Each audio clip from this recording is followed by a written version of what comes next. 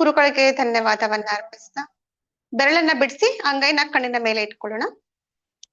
5 4 3 2 1 0. ಅಂಗೈನ ದೃಷ್ಟಿಸ್ತಾ ನಿಧಾನವಾಗಿ ಕಣ್ಣನ್ನ ಬಿಡಿ. ಅದ್ಭುತವಾದ ಧ್ಯಾನಕ್ಕೆ ಚಪ್ಪಾಳೆ. ಓಕೆ ಫ್ರೆಂಡ್ಸ್, ಇಂದಿನ ದಿನದ ವಿಶೇಷ ಅತಿಥಿಯಾಗಿ ಆಗಮಿಸಿದ್ದಾರೆ ಮಂಗಳಾ ಮೇಡಮ್ ಅವರು. ಅವರ ಸತ್ಸಂಗವನ್ನ ಕೇಳೋಕ್ಕೂ ಮೊದಲು ಅವರ ಬಗ್ಗೆ ಒಂದು ಕಿರು ಪರಿಚಯವನ್ನ ನಾವೆಲ್ಲರೂ ಮಾಡ್ಕೊಳ್ಳೋಣ. ದಾವಣಗೆರೆಯ ನಿವಾಸಿಯಾದ ಮೇಡಮ್ ಅವರು ಸುಮಾರು 5 ವರ್ಷಗಳಿಂದ ಅವರು ಧ್ಯಾನವನ್ನ ಮಾಡ್ತಾ ಇದ್ದಾರೆ. ಧ್ಯಾನದಿಂದ ಸಾಕಷ್ಟು ಅನುಭವಗಳನ್ನ ಕೂಡ ಪಡ್ಕೊಂಡಿದ್ದಾರೆ. ಧ್ಯಾನ ಜಗತ್, ಪಿರಮಿಡ್ ಜಗತ್, ಸಸ್ಯಾಹಾರ ಜಗತ್ ಆಗುವಲ್ಲಿ ತಾವು ತಮ್ಮ ಸೇವೆಯನ್ನ ಅವರು ಸಲ್ಲಿಸ್ತಾ ಇದ್ದೀನಿ ಅಂತ ಹೇಳ್ಕೊಳ್ತಾ ಇದ್ದಾರೆ. ಕೇಳೋಕೆ ತುಂಬಾ ಹೆಮ್ಮೆ ಅನಿಸ್ತಾ ಇದೆ. ಅಷ್ಟೇ ಅಲ್ಲ, ಪ್ರತಿ ಗುರುವಾರ ತಮ್ಮ ಮನೆಯಲ್ಲಿ ಸತ್ಸಂಗ ಧ್ಯಾನ ಕಾರ್ಯಕ್ರಮ ಇರುತ್ತೆ. 4 ವರ್ಷಗಳಿಂದ ನಿರಂತರವಾಗಿ ಈ ಒಂದು ಕಾರ್ಯವನ್ನ ಅವ್ರು ನೆರವೇರಿಸ್ಕೊಂಡು ಬರ್ತಾ ಇದ್ದಾರೆ. ಅವ್ರನ್ನ ವೇದಿಕೆಗೆ ವೆಲ್ಕಮ್ ಮಾಡ್ಕೊಳ್ಳೋಣ. Welcome to the session ma'am, over to you. Thank you.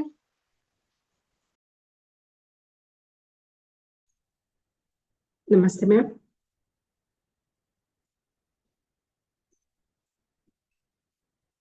ಎಲ್ಲರಿಗೂ ನಮಸ್ಕಾರ. ಮೊದಲಿಗೆ ಮನೆ ಗುರುಗಳಾದ ತಿಪ್ಪೇರುದ್ರ ಸ್ವಾಮಿಯವರ ಪಾದಗಳಿಗೆ ಅನಂತ ಕೋಟಿ ಪ್ರಣಾಮಗಳು ಸಲ್ಲಿಸುತ್ತಾ, ದಿವ್ಯತ್ರಿಯವರಿಗೂ ಬಸವಲಿಂಗ ಸ್ವಾಮಿಯವರಿಗೂ ಅನಂತ ಕೋಟಿ ಪ್ರಣಾಮಗಳು ಸಲ್ಲಿಸುತ್ತಾ, ನಮ್ಮ ನಿಮ್ಮೆಲ್ಲರ ಗುರುಗಳಾದ ಬ್ರಹ್ಮಶ್ರೀ ಪಿತಾಮಹ ಸುಭಾಷ್ ಪತ್ರಿಜಿಯವರಿಗೆ ಅನಂತ ಕೋಟಿ ಪ್ರಣಾಮಗಳು ಸಲ್ಲಿಸುತ್ತಾ, ಬ್ರಹ್ಮಾಂಡಕ್ಕೊಮ್ಮೆ ಅನಂತ ಕೋಟಿ ಪ್ರಣಾಮಗಳು ಸಲ್ಲಿಸುತ್ತಾ, ಗುರು ಬ್ರಹ್ಮ ಗುರು ವಿಷ್ಣು ಗುರುದೇವೋ ಮಹೇಶ್ವರ ಗುರು ಸಾಕ್ಷಾತ್ ಪರಬ್ರಹ್ಮ ತಸ್ಮೈ ಶ್ರೀ ಗುರುವೇ ನಮಃ. ಮಾತೃದೇವೋ ಭವ, ಪಿತೃದೇವೋ ಭವ, ಆಚಾರ್ಯ ದೇವೋ ಭವ, ಅತಿಥಿ ದೇವೋ ಭವ. ಅಖಂಡ ಮಂಡಲಾಕಾರಂ ವ್ಯಾಪ್ತಂ ಏನ ಚರಾಚರಂ ತತ್ಪದಂ ದರ್ಶಿತಂ ಮೇನ ತಸ್ಮೈ ಶ್ರೀ ಗುರುವೇ ನಮಃ. ಈ ಒಂದು ವೇದಿಕೆಗೂ ನಾನು ಅನಂತ ಕೋಟಿ ಪ್ರಣಾಮಗಳನ್ನು ಸಲ್ಲಿಸುತ್ತಾ, ನನ್ನನ್ನು ಸ್ವಾಗತ ಕೋರಿದಂತ ಅನಿತಾ ಗುಡಿಸಾಗರ್ ಮೇಡಮ್ ಅವ್ರಿಗೂ ನಾನು ಮತ್ತೊಮ್ಮೆ ಪ್ರಣಾಮಗಳನ್ನು ಸಲ್ಲಿಸ್ತಾ ಇದ್ದೀನಿ. ಇವತ್ತಿನ ಒಂದು ವಿಷಯ ಏನಪ್ಪಾ ಅಂದ್ರೆ, ಮರಣದ ನಂತರ ನಮ್ಮ ಜೊತೆ ಬರುವುದು. ಇದನ್ನ ಪತ್ರಿಜಿಯವರು ಹೇಳಿರುವಂತ ಒಂದು ವಿಷಯವನ್ನ ತಟಬರ್ತಿ ವೀರರಾಘವ ಸರು ಇವರು ತೆಲುಗುನಲ್ಲಿ ಬರೆದಂತ ಪುಸ್ತಕವನ್ನ ಇದನ್ನ ಕನ್ನಡಕ್ಕೆ ಅನುವಾದ ಮಾಡಿರುವವರು ವಿಜಯಲಕ್ಷ್ಮಿ ಮೇಡಮ್ ಅಂತ ಹೇಳಿ ಅಂತ ಇದನ್ನ ಉಮಾ ಲೋಕೇಶ್ ಎಸ್ ಶ್ರೀನಿವಾಸ್ ಅಂತ ಹೇಳಿ ಕನ್ನಡಕ್ಕೆ ಅನುವಾದ ಮಾಡಿದ್ದಾರೆ ಮಾಸ್ಟರ್ಸ್. ನಾವು ವಿಷಯನ ತಿಳಿತಾ ಹೋಗೋಣ. ಮರಣದ ನಂತರ ನಮ್ಮ ಜೊತೆ ಬರುವುದೇನು? ನಾವೇನ್ ತಿಳ್ಕೊಂಡಿದೀವಿ?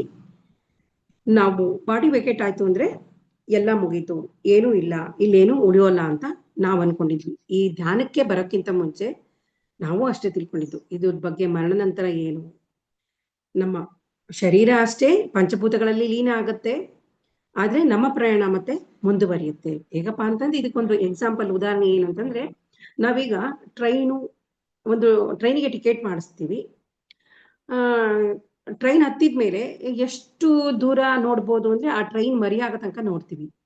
ಅದಾದ್ಮೇಲೆ ಮುಂದೆ ಹೋಗ್ತಾ ಇರುತ್ತೆ, ನಮಗೆ ಕಾಣಿಸಲ್ಲ. ಅದೇ ತರ ನಮ್ಮ ಒಂದು ಜೀವನ, ನಮ್ಮ ಒಂದು ಪ್ರಯಾಣ ಅದಂಗೆ ಮುಂದುವರಿತಾ ಇರುತ್ತೆ. ಈ ಒಂದು ಪೃಥ್ವಿ ಲೋಕದಲ್ಲಿ ಈ ಶರೀರ ತಗೊಂಡು ಪಾಠಗಳನ್ನ ಕಲೀಲಿಕ್ಕೋಸ್ಕರ ಯಾವ ಪಾಠಗಳನ್ನ ಕಲಿಬೇಕು? ನಾವು ಪ್ರೇಮ ಎಲ್ಲರನ್ನ ಪ್ರೇಮಿಸೋದನ್ನ ಕಲಿಬೇಕು, ಪ್ರೀತಿಯನ್ನ ಕೊಡೋದನ್ನ ಕಲಿಬೇಕು, ಮತ್ತೆ ದ್ವೇಷವನ್ನು ಹೊಡಿಬೇಕು.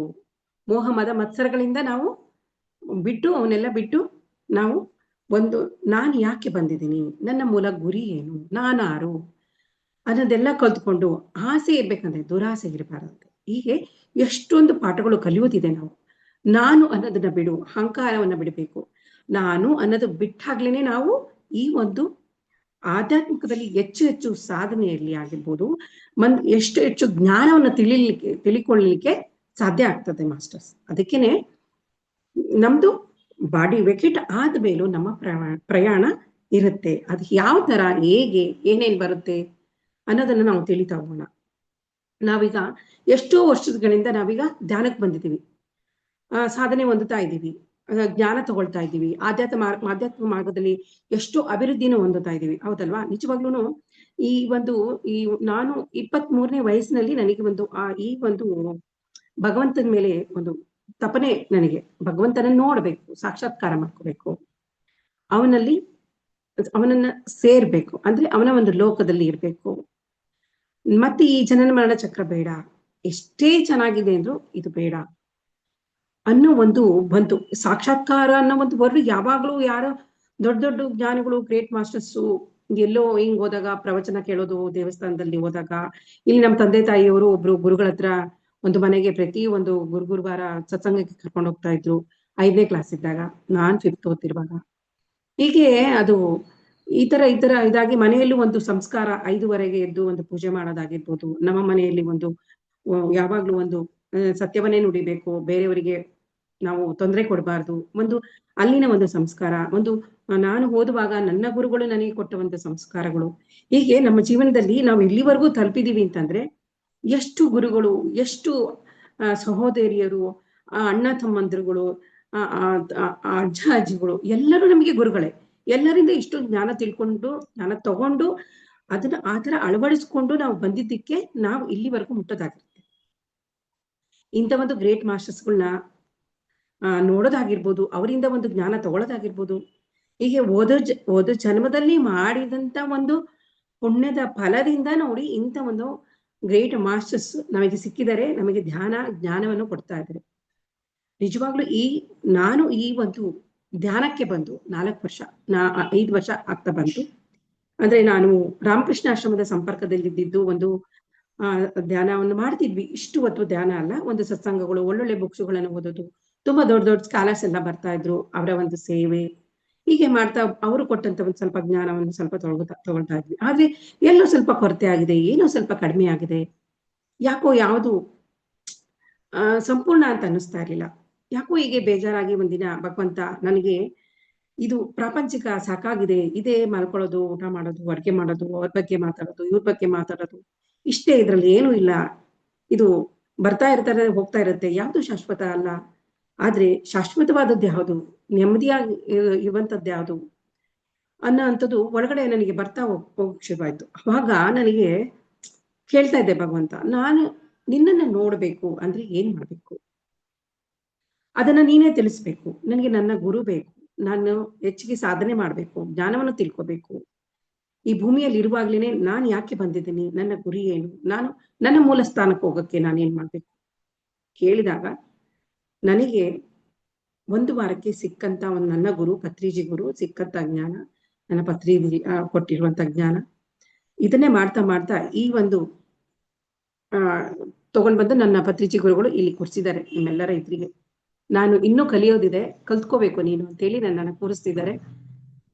ಅದಕ್ಕೆ ಅವ್ರು ಏನ್ ಹೇಳ್ತಾರೆ, ಎಷ್ಟೋ ಈ ಧ್ಯಾನವನ್ನು ಮಾಡಿದೀವಿ, ಜ್ಞಾನ ತಿಳ್ಕೊಂಡಿದೀವಿ, ದಿನ ನಾವು ಏನು ತಿಳ್ಕೊಂತಿರುವ ಜ್ಞಾನನ ಶ್ರವಣ ಮನನ ನಿಧಿಧ್ಯಾಸ ಅನುಷ್ಠಾನ ತಗೊಂಡ್ ಬಂದು ಅದನ್ನ ಬದಲಾವಣೆಗೆ ಮಾಡ್ಕೊಂಡಾಗ್ಲೇ ಅದು ಸಂಪೂರ್ಣ ಆಗೋದು. ಇಲ್ಲಿ ಕೇಳೋದು, ಇಲ್ಲಿ ಬಿಡೋದಲ್ಲ. ಏನು ಕೇಳ್ದೆ ಇವತ್ತು, ಏನ್ ತಪ್ಪು ಮಾಡ್ತಾ ಇದ್ದೀನಿ, ಏನ್ ಮಾಡ್ಬೇಕು, ಏನ್ ಮಾಡ್ಬಾರ್ದು, ಹೇಗಿರ್ಬೇಕು, ಏನ್ ತಿನ್ಬೇಕು, ಏನ್ ತಿನ್ಬಾರ್ದು, ಪ್ರತಿ ಒಂದನು 24 hours ನಮಗೆ ಧಾರಾಕಾರವಾಗಿ ಜ್ಞಾನ ಸಿಗ್ತಾ ಇದೆ. ಅದೆಷ್ಟು ಪುಣ್ಯ ಮಾಡಿದ್ವೋ ಗೊತ್ತಿಲ್ಲ ನಮಗೆ. ನಾ ಹೇಳ್ತೀವಿ, ಇಷ್ಟು ಅಜ್ಞಾನದಲ್ಲಿ ಇದ್ದು ನಮ್ಮ ಒಂದು ವ್ಯರ್ಥವಾಗಿ ಈ ಜೀವ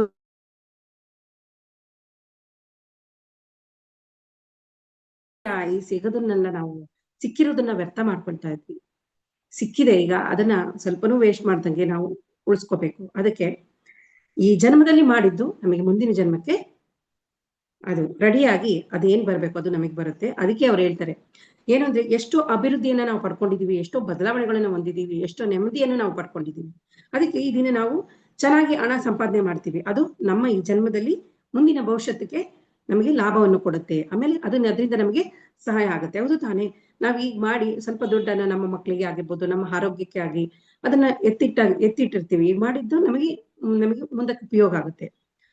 ನಾವು ಕಲ್ತ್ಕೊಂಡ್ ವಿದ್ಯೆ ಆಗಿರ್ಬೋದು, ಮತ್ತೆ ನಾವು ಒಂದು ಏನಾದ್ರೂ ಮಾಡಿ ಸಾಧನೆ ಮಾಡಿರುವಂತ ಒಂದು ಸಾಧನೆ ಆಗಿರ್ಬೋದು, ಅವೆಲ್ಲವೂ ಸಹ ಯಾವುದು ವೇಸ್ಟ್ ಆಗಂತದಲ್ಲ, ಅದು ಹಾಳ ಆಗಂತದ್ದಲ್ಲ, ಅದು ಉಪಯೋಗ ಆಗ್ದಂಗೆ ಇರಕ್ ಸಾಧ್ಯನೇ ಇಲ್ಲ, ಅದು ಉಪಯೋಗ ಆಗೇ ಆಗುತ್ತೆ. ನಾವು ಒಂದು ಹೈಸ್ಕೂಲ್ ಲೆವೆಲ್ ನಲ್ಲಿ ಉತ್ತೀರ್ಣ ಆದ್ರೆ ಕಾಲೇಜ್ ಲೆವೆಲ್ಗೆ ಹೋಗ್ತೀವಿ, ಕಾಲೇಜ್ ಲೆವೆಲ್ ಉತ್ತೀರ್ಣ ಆದ್ರೆ ಏನ್ ಮಾಡ್ತೀವಿ, ಪೋಸ್ಟ್ ಗ್ರಾಜುಯೇಷನ್ಗೆ ಹೋಗ್ತೀವಿ. ಹಾಗೆ ಕಷ್ಟಪಟ್ಟು ಓದಿದ್ದು ಯಾವತ್ತೂ ವ್ಯರ್ಥವಾಗಲ್ಲ, ಅದು ಭವಿಷ್ಯತ್ತಿನಲ್ಲಿ ನಮಗೆ ತುಂಬಾ ಉಪಯೋಗ ಆಗುತ್ತೆ. ಈ ಜನ್ಮದಲ್ಲಿ ನಾವು ಕಷ್ಟಪಟ್ಟು ಸಾಧಿಸಿರುವುದು ಯಾವುದು ವ್ಯರ್ಥವಾಗಲ್ಲ, ಮರುಜನ್ಮಕ್ಕೆ ಅದು ಉಪಯೋಗ ಆಗುತ್ತೆ ಅಂತ. ಒಂದು ತರಗತಿಯಲ್ಲಿ ಉತ್ತೀರ್ಣ ಆದ್ರೆ ನಂತರ ನಾವು ಕ್ಲಾಸಿಗೆ ಹೋಗ್ತೀವಿ, ಆಮೇಲೆ ಒಂದು ಕಾಲೇಜ್ ಲೆವೆಲ್ಗೆ ಹೋಗ್ತೀವಿ, ಆಮೇಲೆ ಪೋಸ್ಟ್ ಗ್ರಾಜುಯೇಷನ್ಗೆ ಹೋಗ್ತೀವಿ, ಮತ್ತೆ ಒಂದು PhD ಲೆವೆಲ್ಗೆ ಬರ್ತೀವಿ. ಹೇಗೆ ನಾವೀಗ ಈ ಧ್ಯಾನ, ಜಪ, ಶ್ಲೋಕ ಅದ ನಂತರ ನಾವು ಈಗ ಜಪ, ಶ್ಲೋಕ, ಒಂದು ಮಾಡ್ತಾ ಪೂಜೆ ಇವನ್ನೆಲ್ಲ ದಾಟಿ ಒಂದು ಧ್ಯಾನಕ್ಕೆ ಬಂದಿದ್ವಿ. ಧ್ಯಾನ ಅನ್ನೋದು ಒಂದು PhD ಲೆವೆಲ್. ಇದರಿಂದ ನಾವು ಕೆಳಕ್ ಬರೋದಿಲ್ಲ. ಈಗ ಅದೇ ತರ ಏನ್ ಹೇಳ್ತಾರೆ, ನಾವು ಮತ್ತೆ ಹಿಂದಕ್ಕೆ ಹೋಗೋದಿಲ್ಲ. ಈ ಜನ್ಮದಲ್ಲಿ ಕಳೆದುಕೊಂಡಿರ್ಬೋದು, ಸಾಧಿಸಿರ್ಬೋದು, ನಂತರ ಜನ್ಮಕ್ಕೆ ಅದು ಉಪಯೋಗ ಆಗುತ್ತೆ.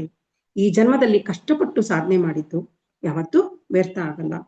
ಎಲ್ಲಿ ಕಷ್ಟಪಡ್ತಾರೋ ಅದೆಲ್ಲ ಭವಿಷ್ಯತ್ತಿನಲ್ಲಿ ಲಾಭವೇ ಅಂತ ಹೇಳ್ತಾರೆ.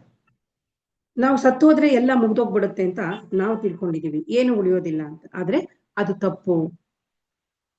ನಾವು ಇರ್ತೇವೆ ಅಷ್ಟೇ ಅಲ್ಲ, ಮಾಡಿರುವುದು ಸಾಧಿಸಿದ್ದು ಯಾವುದೂ ವ್ಯರ್ಥ ಆಗಲ್ಲ.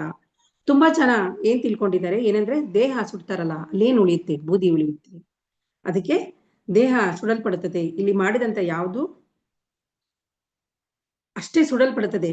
ಅದು ಪಂಚಭೂತಗಳಲ್ಲಿ ಏನಾಗುತ್ತೆ, ಅದನ್ನ ಸೂಕ್ಷ್ಮ ಶರೀರದ ಮೂಲಕ ನಮ್ಮ ಪ್ರಯಾಣ ನಮ್ಮ ಮುಂದುವರಿಯುತ್ತೆ. ಅಲ್ಲಿ ಅಲ್ಲಿ ಏನು ಆ ಲೋಕದಲ್ಲಿ, ಆಧ್ಯಾತ್ಮಿಕ ಲೋಕದಲ್ಲಿ ನಾವ್ ಏನ್ ಮಾಡ್ಬೇಕು ಅಂತಿದೀಯೋ ಅಲ್ಲೇ ಮುಗಿಸ್ಕೊಂಡು ಮತ್ತೆ ನಾವು ಮತ್ತೊಂದು ಜನ್ಮ ತಗೊಂಡು, ಮತ್ತೊಂದು ಶರೀರವನ್ನು ತಗೊಂಡು, ನಾವೇನೇನು ತಪ್ಪುಗಳನ್ನು ಮಾಡಿದೀವೋ ಅದನ್ನ ಮತ್ತೆ ನಾವು ತಿದ್ಕೊಳ್ತೀವಿ ಅಂತ ಹೇಳ್ಕೊಂಡು, ಮತ್ತೊಂದು ಊರು, ಮತ್ತೊಂದು ತಂದೆ ತಾಯಿಗಳನ್ನ ಗರ್ಭವನ್ನ ಆರಿಸ್ಕೊಂಡು, ಮತ್ತೊಂದು ಪಾತ್ರಗಳನ್ನ ಆರಿಸ್ಕೊಂಡು, ಯಾರಿಗೆ ಏನ್ ಕೊಡ್ಬೇಕು ಅದನ್ನ ಕೊಡಕ್ಕೆ ರೆಡಿಯಾಗಿ, ಮತ್ತೆ ಅವ್ರಿಗೆ ಕೊಟ್ಟ ಹಿಂಸೆ, ಯಾರಿಗೆ ತೊಂದರೆ ಕೊಟ್ಟಿರ್ತೀವೋ ಅದೇ ತರ ನಾವು ಅದನ್ನ ವಾಪಸ್ ರಿಟರ್ನ್ ತಗೊಳಕಾದ್ರೂ ಸರಿ, ರಿಟರ್ನ್ ಕರ್ಮ ಏನ್ ಕೊಡ್ತೀವೋ ನೀನು ಅದನ್ನ ವಾಪಸ್ ನೀನ್ ತಗೊಳಕ್ಕೆ ಬರ್ಲೇಬೇಕು. ನೀನು ಒಂದು ಸಾಯುವ ಮುಂಚೆ, ನಾವೇನು ದೇಹ ಬಿಡುವ ಮುಂಚೆ ಒಂದು ಏನೋ ಆದ್ರೂ ಒಂದು ಜಿಲೇಬಿ ತಿನ್ಬೇಕು ಅಂತ ಹೇಳಿ ನೆನ್ಸ್ಕೊಂಡು ದೇಹವನ್ನ ಬಿಟ್ಟಿದ್ದೇ ಆದ್ರೆ ಆ ಜಿಲೇಬಿ ದಿನಕ್ಕೆ ಮತ್ತೊಂದು ಜನ್ಮ ತಗೊಂಡ್ ಬರ್ಬೇಕಂತೆ ನಾವು. ಹಾಗೆ ಅದು ಯಾವುದು ವ್ಯರ್ಥವಾಗಿರಲ್ಲ. ಈ ಏನ್ ಮಾಡಿರ್ತೀರೋ ಕರ್ಮಗಳು, ಒಂದು ಪುಣ್ಯಕರ್ಮ ಆಗಿರೋದು, ಪಾಪಕರ್ಮ ಆಗಿರೋದು, ತದನಂತರ ನೀವು ಒಂದೊಂದು ಜನ್ಮಕ್ಕೆ ಅದು ನಮಗೆ ವಾಪಸ್ ಬರುತ್ತೆ. ಅದು ನೀವು ಒಳ್ಳೇದ್ ಮಾಡಿದ್ದು ನಮಗೆ ಬರುತ್ತೆ, ಕೆಟ್ಟದ್ ಮಾಡಿದ್ರು ನಮಗೆ ಬರುತ್ತೆ. ಅದು ಯಾವುದು ವ್ಯರ್ಥ ಆಗಲ್ಲ. ನಾವು ಮಾಡುವುದು, ಸಾಧಿಸುವುದು, ಕಲಿತುಕೊಳ್ಳುವುದು ಎಲ್ಲ ನಮ್ಮ ಜೊತೆ ಬರುತ್ತೆ ಅಂತ ಹೇಳ್ತಾ ಇದ್ದಾರೆ. ಆದ್ರೆ ಗತ ಜನ್ಮದಲ್ಲಿ ನಾವು ಮಾಡಿರುವುದು ನಮ್ಮ ಜೊತೆ ಬಂದಿರುವುದಕ್ಕೆ ನಮ್ಮ ಜೀವನ ಈಗಿರೋದು. ಈಗ ಹಿಂದಿನ ಜನ್ಮದಲ್ಲಿ ಏನ್ ಗತ ಜನ್ಮದಲ್ಲಿ ಮಾಡಿದೀವಲ್ಲ ಅದ ಆಧಾರದ ಮೇಲೆ ನಮ್ಮ ಜೀವನ ಈಗ ನಡೀತಾ ಇದೆ. ಮತ್ತೊಂದು ಜನ್ಮಕ್ಕೆ ಅದು ಹೇಗೆ ಈ ಜನ್ಮದಲ್ಲಿ ಏನ್ ಮಾಡಿರ್ತೀವೋ ಅದು ಮುಂದಿನ ಒಂದು ಜನ್ಮಕ್ಕೆ ಉಪಯೋಗ ಆಗುತ್ತೆ. ಹಾಗಾಗಿ ನಮ್ಮೊಂದಿಗೆ ಬರುವುದು ಯಾವುದು ಏನು ಅಂತ ತಿಳಿದುಕೊಳ್ಳೋಣ ಅಂತ ಹೇಳ್ತಾ ಇದ್ದಾರೆ. ನಮ್ ಜೊತೆ ಬರುವುದು 4 ವಿಧಗಳಾಗಿ ಹೇಳ್ತಾರ. 4 ವಿಧಗಳು ಯಾವ್ಯಾವ್ದು ಬರುತ್ತೆ ಅಂತ. ವಾಸನೆಗಳು ಬರುತ್ತಂತೆ, ಸಂಸ್ಕಾರಗಳು ಬರುತ್ತೆ, ಕರ್ಮಗಳು ಬರುತ್ತೆ, ಜ್ಞಾನ ಬರುತ್ತೆ. ಇಲ್ಲಿ 4 ನಮ್ಮ ಜೊತೆಯಲ್ಲಿ ಬರುವಂತವು ಈ 4 ವಾಸನೆಗಳು, ಸಂಸ್ಕಾರಗಳು, ಕರ್ಮಗಳು, ಜ್ಞಾನ. ಇಲ್ಲಿ ವಾಸನೆ ಅಂದ್ರೆ ಏನು? ಆಸಕ್ತಿಗಳು, ಅವುಗಳನ್ನೇ ಇಷ್ಟಗಳು ಎಂದು ಹೇಳಬಹುದು. ವಾಸನೆ ಅಂದ್ರೆ ಆಸಕ್ತಿ, ಯಾವುದಾದ್ರ ಮೇಲೆ ತುಂಬಾ ಆಸಕ್ತಿ ಇರೋದು. ಅವುಗಳನ್ನು ಇಷ್ಟಗಳು ಅಂತಾನೂ ಹೇಳ್ಬೋದು. ನಿಮಗೇನಾದ್ರೂ ತಗೊಳ್ಳೋದಾಗಿರ್ಬೋದು, ಮಾಡೋದಾಗಿರ್ಬೋದು, ಅದನ್ನೆಲ್ಲ ವಾಸನೆಗಳು ಅಂತ ಹೇಳ್ತಾರೆ. ಸಂಸ್ಕಾರಗಳು ಅಂದ್ರೆ ಅಭ್ಯಾಸಗಳು. ಕರ್ಮ ಅಂದ್ರೆ ಮಾಡಿದಂತ ಕೆಲಸಗಳು, ಮಾತುಗಳು. ಜ್ಞಾನ ಅಂದ್ರೆ ಆತ್ಮಕ್ಕೆ ಲಭಿಸುವುದು, ಆತ್ಮ ಉನ್ನತಿಗೆ ಸಹಕರಿಸುವುದು.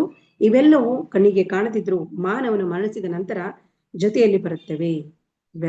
ಇವೇನಿದವಲ್ಲ 4 ವಾಸನೆಗಳು, ಸಂಸ್ಕಾರಗಳು, ಕರ್ಮಗಳು, ಜ್ಞಾನ, ಇವೇನು ಈ ಜನ್ಮದಲ್ಲಿ ನೀವು ಮಾಡಿರ್ತೀರಾ ಅದು ಮಾಡಿಸಿದ ನಂತರ ನಮ್ಮ ಜೊತೆಯಲ್ಲೇ ಬರುತ್ತೆ. ಇದ್ರ ಬಗ್ಗೆ ನಾವು ಇನ್ನೂ ಒಂದ್ ಸ್ವಲ್ಪ ಡೀಟೇಲ್ ಆಗಿ ಡೆಪ್ತ್ ಆಗಿ ತಿಳ್ತಾ ಹೋಗೋಣ ಮಾಸ್ಟರ್ಸ್.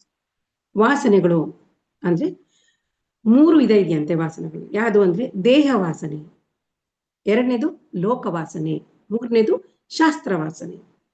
ದೇಹ ವಾಸನೆ ಅಂದ್ರೆ ಏನು? ದೇಹ ಅಭಿಮಾನದೊಂದಿಗೆ ಅಂದ್ರೆ ದೇಹದೊಂದಿಗೆ ತಾದಾತ್ಮ್ಯ ಹೊಂದುವುದು, ಅದಕ್ಕೆ ದೇಹ ವಾಸನೆ ಅಂತಾರೆ. ಯಾಕಂದ್ರೆ ತಮ್ಮ ಶರೀರದಂಗೆ ಒಂದು ಅಂದ ಚಂದ ನೋಡ್ಕೊಳ್ಳೋದಾಗಿರ್ಬೋದು,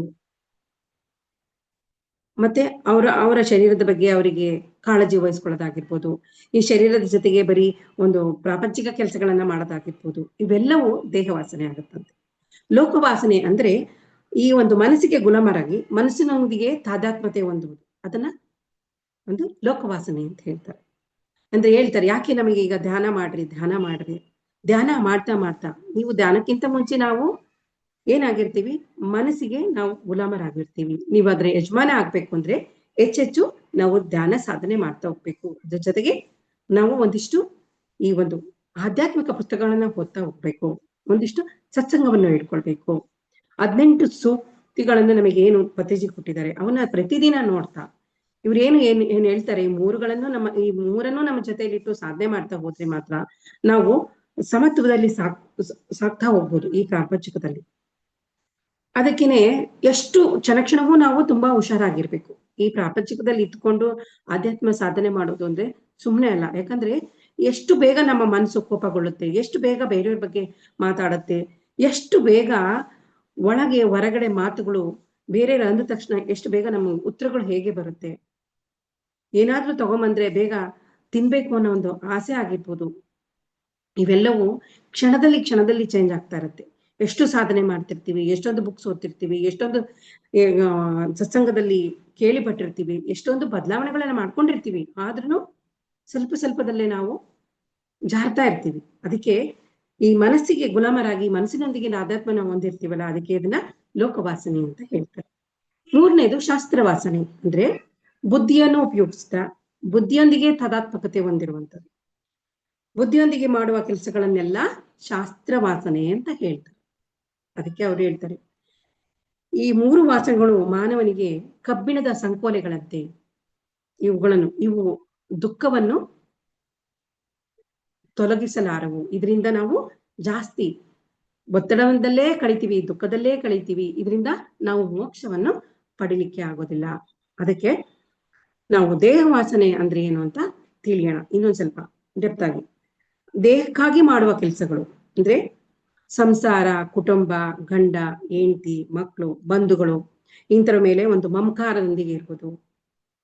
ತನ್ನ ಸಮಯ ಎಲ್ಲವನ್ನು ಒಂದು ಪ್ರಾಪಂಚಿಕಕ್ಕೆ ಜಾಸ್ತಿ ಮುಡುಪಾಗಿಡೋದು, ಅದಕ್ಕೋಸ್ಕರನೇ ಜಾಸ್ತಿ ವಿನಿಯೋಗ ಮಾಡ್ತಾ ಹೋಗೋದು. ಯಾರಾದ್ರೂ ಕೇಳಿದ್ರೆ ಏನಂತೀವಿ, ಇದೇನ್ ಬರೀ ಇಷ್ಟೇ ಮಾಡೋದಾಗ್ತಾ ಇದೆಯಲ್ಲ ಏನು ಅಂತಂದ್ರೆ, ಇಷ್ಟೇ ಅಲ್ವಾ ಮಾಡ್ಬೇಕಾಗಿರೋದು, ಇದನ್ನೇ ಅಲ್ವಾ ನಾವ್ ಇನ್ನೇನ್ ಮಾಡ್ಬೇಕು, ಮತ್ತೆ ಚೆನ್ನಾಗಿ ದುಡಿಬೇಕು, ಕಷ್ಟ ಪಡ್ಬೇಕು, ಹೊಟ್ಟೆ ತುಂಬಾ ಊಟ ಮಾಡ್ಬೇಕು, ಹೆಂಡತಿ ಮಕ್ಳನ್ನ ಚೆನ್ನಾಗಿ ನೋಡ್ಕೋಬೇಕು, ಇಷ್ಟೇ ಅಲ್ವಾ ಜೀವನ ಅಂತ ನಾವ್ ಹೇಳ್ತೀವಿ. ಅಷ್ಟೇನಾ? ಇದನ್ನ ಹೊರ್ತು ಇನ್ನೇನು ಯೋಚನೆ ಇಲ್ಲ. ಎಷ್ಟು ಹೊತ್ತು ದೇಹ ಸುಖ, ದೇಹ ಆರೋಗ್ಯ, ದೇಹದ ಅಂದ ಚಂದ, ಅದರ ಸೌಂದರ್ಯ, ಅದ್ರ ಬಗ್ಗೆನೇ ಗಮನ.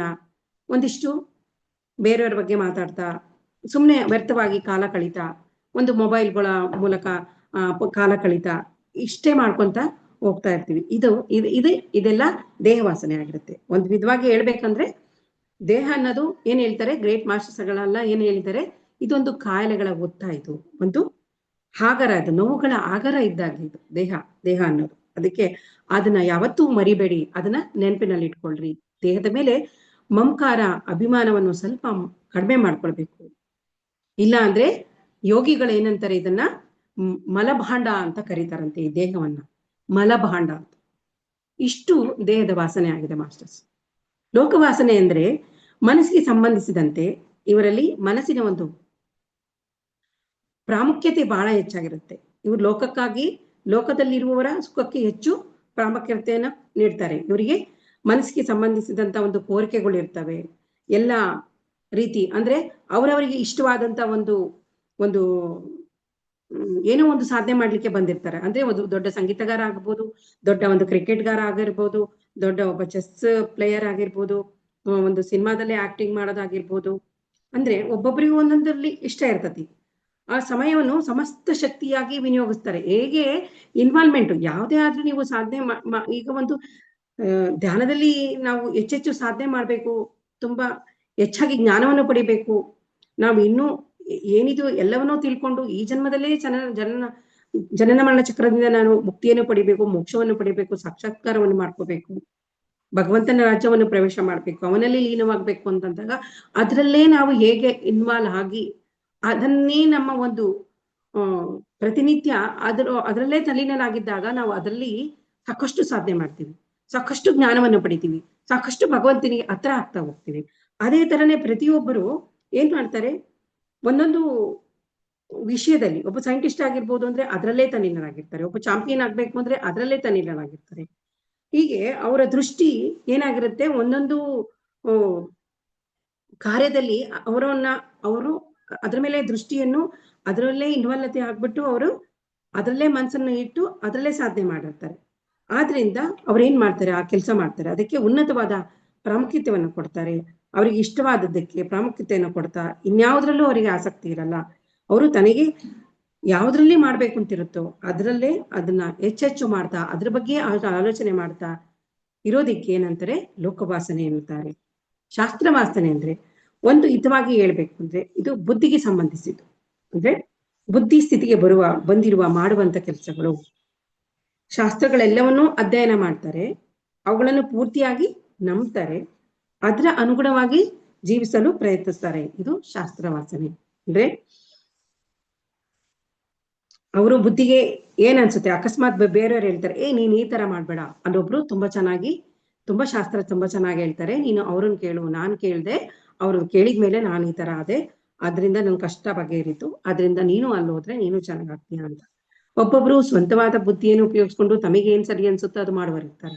ಕೆಲವರು ಹೌದಾ ಇನ್ನೊಬ್ರದ್ದು ಕೇಳಿ ಅದನ್ನು ಹೇಳುವವರು, ಅದೇ ರೀತಿ ಮಾಡುವವರು ಇರ್ತಾರೆ.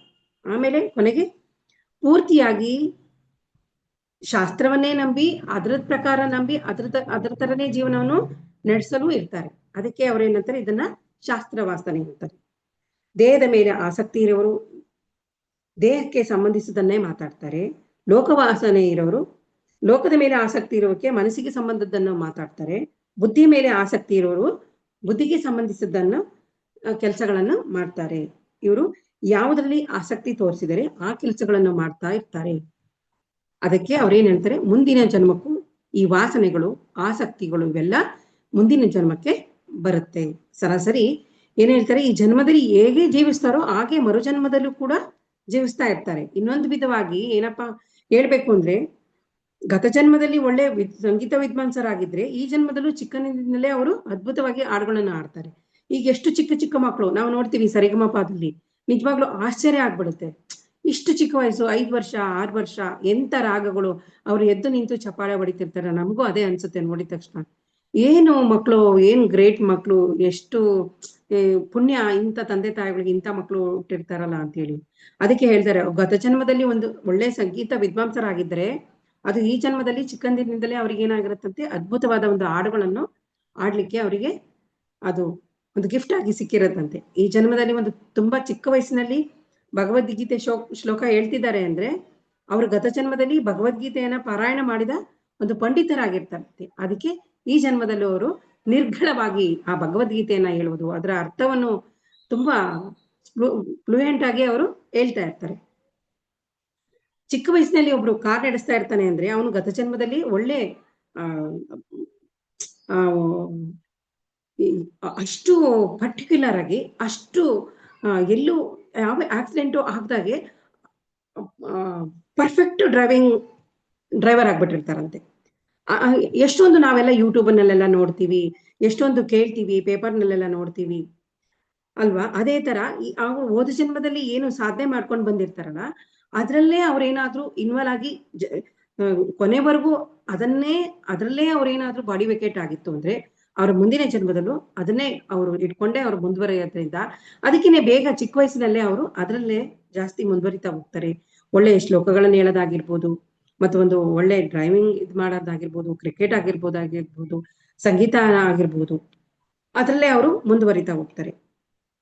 ವಾಸನೆಗಳಂದ್ರೆ ಈ ಜನ್ಮಗಳಿಂದ ಜೀವಿಯನ್ನು ಬಿಡದೆ ಹಿಂಬಾಲಿಸ್ತಾ ಇರುತ್ತಂತೆ. ಆದ್ರಿಂದ ಈ ಜನ್ಮದಲ್ಲಿ ಇರುವ ಒಂದು ಆಸಕ್ತಿಗಳಾಗಿರ್ಬೋದು, ಇಷ್ಟಗಳಾಗಿರ್ಬೋದು, ಅವು ನಮ್ಮನ್ನು ಬಿಡುವುದಿಲ್ಲ ಅನ್ನೋದನ್ನ ನಾವು ತಿಳ್ಕೋಬೇಕು. ಅದಕ್ಕೆ ಪ್ರತಿಯೊಬ್ಬರಿಗೂ ಒಂದು ಮರುಜನ್ಮ ಅಂತಿರುತ್ತೆ. ಈ ಜನ್ಮದಲ್ಲಿ ಒಳ್ಳೆ ವಾಸನೆಗಳನ್ನ ನಾವು ಹೊಂದಬೇಕು, ಒಳ್ಳೆ ಇಷ್ಟಗಳನ್ನ ನಾವು ಇಟ್ಕೋಬೇಕು. ಒಳ್ಳೆಯ ಶಾಸ್ತ್ರ ವಾಸನೆಗಳನ್ನೇ ಆಗಿರ್ಬೋದು, ಅವನ್ನೆಲ್ಲ ಯಾವುದು ನಮ್ಮ ಮುಂದಿನ ಜೀವನಕ್ಕೆ ನಮಗೆ ಬೇಕಾಗ್ಬೋದು ಅದನ್ನ ತಿಳ್ಕೊಂಡು ಈ ಜನ್ಮದಲ್ಲಿ ನಾವು ಒಳ್ಳೇದನ್ನೇ ಮಾಡ್ತಾ ಹೋದ್ರೆ ಅದೇ ನಮಗೆ ಮುಂದಿನ ಜನ್ಮಕ್ಕೆ, ಹೇಗೆ ಈಗ ಸಂಗೀತದಲ್ಲಿ ಇನ್ವಾಲ್ವ್ ಆಗಿ ಕೊನೆವರೆಗೂ ಸಂಗೀತ ಸಾಧನೆ ಮಾಡ್ಕೊಂಡು ಹೋದ ತಕ್ಷಣನೇ ಮುಂದಿನ ಜನ್ಮದಲ್ಲಿ ಅವರು ಒಂದು ಚಿಕ್ಕ ವಯಸ್ಸಿನಲ್ಲೇ ಒಂದು ಸಂಗೀತಗಾರರಾಗಿರ್ತಾರೆ. ಅದೇ ತರ ನೋಡ್ರಿ, ಅಯ್ಯಪ್ಪ ಪಿಂಡಿ ಅವ್ರದ ಬಗ್ಗೆ ನಾವು ಎಷ್ಟೊಂದು ಹೇಳಿದೀವಿ. ಅವ್ರು ಎಷ್ಟು ಚಿಕ್ಕ ವಯಸ್ಸಿನಲ್ಲಿ ಸರ್ ಬೇಗ ಒಂದು ಈ ಒಂದು ಕನೆಕ್ಟ್ ಆಗ್ತಾರೆ. ಎಷ್ಟೊಂದು ಜ್ಞಾನ ಅವರಿಗೆ ತಿಳ್ಕೊಬೇಕನ್ನೋ ಒಂದು ತಪನೆ ಬರುತ್ತೆ. ಎಷ್ಟು ಬೇಗ ಅವ್ರಿಗೆ ಒಂದು ತಲೆ ಓಪನ್ ಆಗೋದಾಗಿರ್ಬೋದು. ನಿಜವಾಗ್ಲೂ ಅವನ್ನೆಲ್ಲ ಕೇಳ್ತಾ ಹೋದ್ರೆ ಸರ್ ಎಷ್ಟು ಬೇಗ ಕನೆಕ್ಟ್ ಆಗಿದ್ದಾರೆ ಅಂದ್ರೆ ಹೋದ ಜನ್ಮದಲ್ಲಿ ಮಾಡಿದಂತ ಸಾಧನೆ ಈಗ ಅದು ಕಂಟಿನ್ಯೂ ಆಗಕ್ ಶುರುವಾಗಿರುತ್ತೆ. ಅದಕ್ಕೆ ನಾವು ಈ ಜನ್ಮದಲ್ಲಿ ಹೆಚ್ಚೆಚ್ಚು ನಾವು ಧ್ಯಾನ ಸಾಧನೆ, ಜ್ಞಾನ ಸಾಧನೆ ಆಗಿರ್ಬೋದು, ಹೆಚ್ಚೆಚ್ಚು ಒಳ್ಳೆ ಕೆಲಸಗಳನ್ನ ಮಾಡೋದಾಗಿರ್ಬೋದು, ಏನು ಮಾಡ್ಬೇಕು ಅದನ್ನಷ್ಟೇ ಮಾಡ್ಕೊಂಡು ಬೇರೆಯವ್ರ ಬಗ್ಗೆ ಮಾತಾಡೋದನ್ನೆಲ್ಲ ನಿಲ್ಸ್ಬಿಟ್ಟು ನಾವು ನಮ್ಮ ಬಗ್ಗೆ ನಾವು ಏನು ಬದಲಾವಣೆ ಮಾಡ್ಕೋಬೇಕು ಅದನ್ನ ಮಾಡ್ತಾ ಹೋಗ್ಬೇಕು.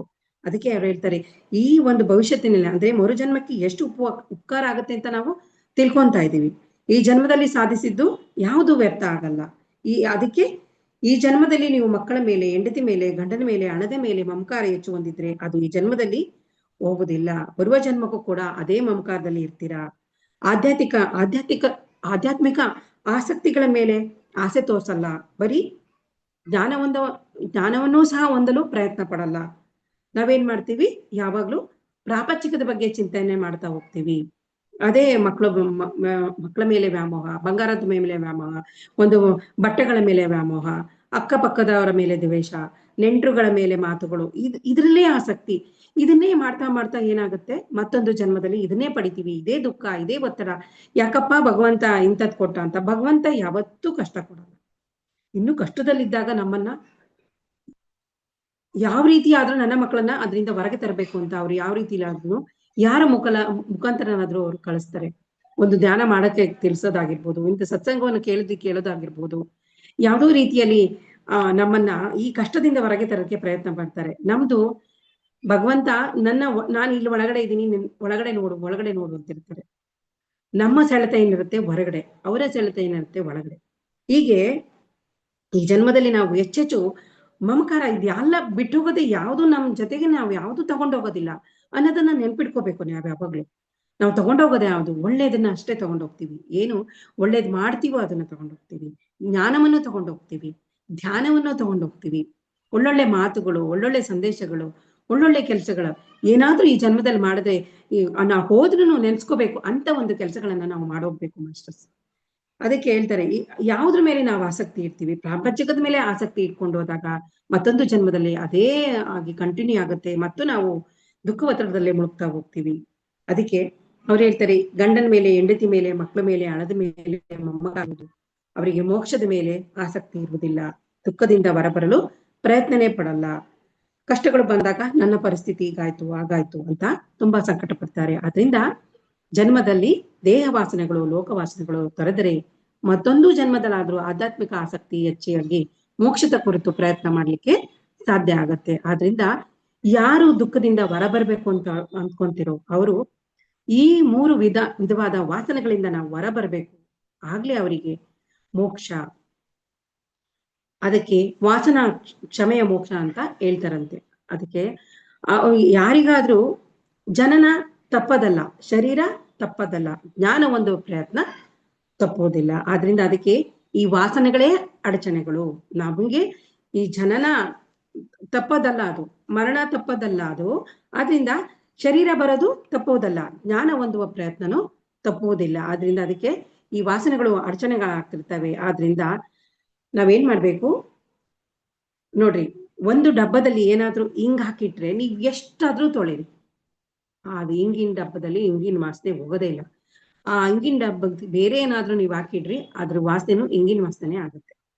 ಅದಕ್ಕೆ ಅವರು ಒಂದು ಹಿಂಗಿನ ಡಬ್ಬದಲ್ಲಿ ಹಿಂಗು ಹಾಕಿದ್ರೆ ಕೆಲ ದಿನಗಳಿಂದ ಅದು ತೆಗೆದು ಶುಭ್ರವಾಗಿ ತೊಳೆದ್ರು ಹಿಂಗು ವಾಸನೆ ಬರುತ್ತೆ. ಹಂಗೆ ಈ ಜನ್ಮದಲ್ಲಿ ಸಂಸಾರವನ್ನು, ಹಣವನ್ನು ಎಲ್ಲ ಬಿಟ್ಟಿದ್ದೇವೆ. ಆದ್ರೂ ಮರುಜನ್ಮದಲ್ಲಿ ಸಂಸಾರದ ಮೇಲೆ, ಹಣದ ಮೇಲೆ ಆಸಕ್ತಿ ಇಷ್ಟ ಹೋಗೋದಿಲ್ಲ.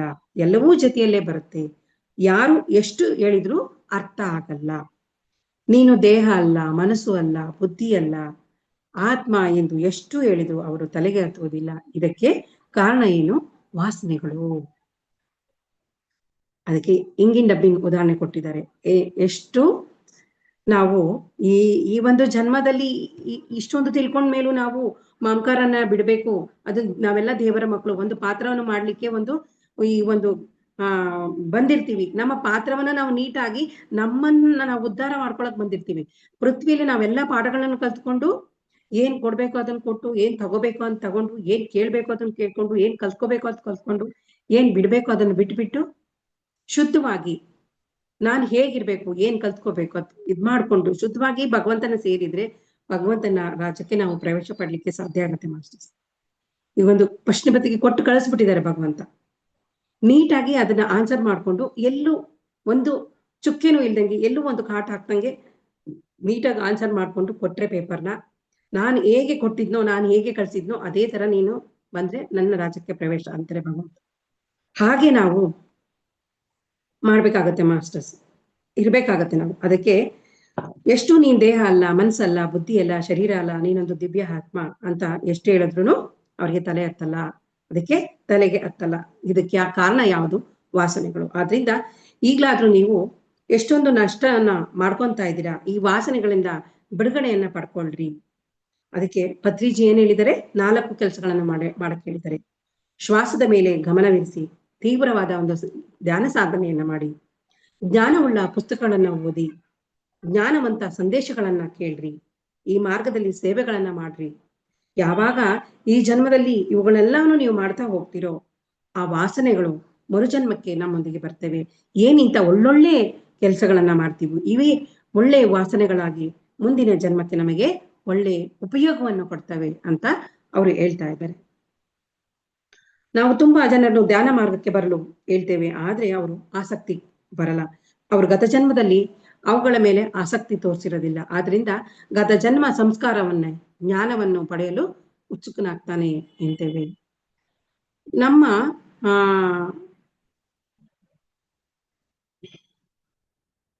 ಈಗ ಎಷ್ಟೊಂದು ಜನ ಜ್ಞಾನವನ್ನು ಪಡ್ಕೊಂತಾ ಇದ್ದಾರೆ, ಧ್ಯಾನವನ್ನು ಮಾಡ್ತಾ ಇದ್ದಾರೆ.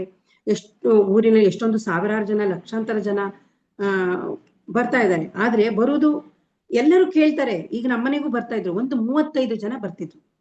ತುಂಬಾ ಜನ, ಹೆಚ್ಚು ಕಮ್ಮಿ ಒಂದು 3 years ತನಕನೂ ತುಂಬಾ ಚೆನ್ನಾಗಿ ಒಂದು 30-35 ಜನ ಪ್ರತಿ ಗುರುವಾರ ಮಿಸ್ ಮಾಡ್ತಾ ಇರ್ಲಿಲ್ಲ. ಆ ಒಂದು ಸತ್ಸಂಗ ಕೇಳೋದಾಗಿರ್ಬೋದು. ಬಹಳ ನಾನು ರಜನೂ ಮಾಡ್ತಾ ಇರ್ಲಿಲ್ಲ.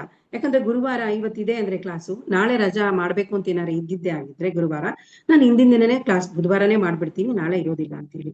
ಅಕಸ್ಮಾತ್ ಗುರುವಾರ ಎಲ್ಲರೂ ಹೋಗೋದಿರುತ್ತೆ, ಅದಕ್ಕೋಸ್ಕರ ನಾನು 2 ದಿನ ಆಗೋದಿಲ್ಲ, ಶುಕ್ರವಾರ ಮಾಡ್ತೀನಿ ಅಂದ್ರೂ ಒಂದು ಮೆಸೇಜ್ ಹಾಕಿದ್ರೆ ಕರೆಕ್ಟ್ ಆಗಿ ಮಿಸ್ ಮಾಡ್ದಂಗೆ ಬರೋದೇ ಆಗಿರ್ಬೋದು, ಜ್ಞಾನ ತಿಳ್ಕೊಳ್ಳೋದೇ ಆಗಿರ್ಬೋದು, ಅವ್ರ ಹಂಚ್ಕೊಳ್ಳೋದೇ ಆಗಿರ್ಬೋದು, ತುಂಬಾ ಚೆನ್ನಾಗಿ ಮಾಡ್ತಾ ಇದ್ರು.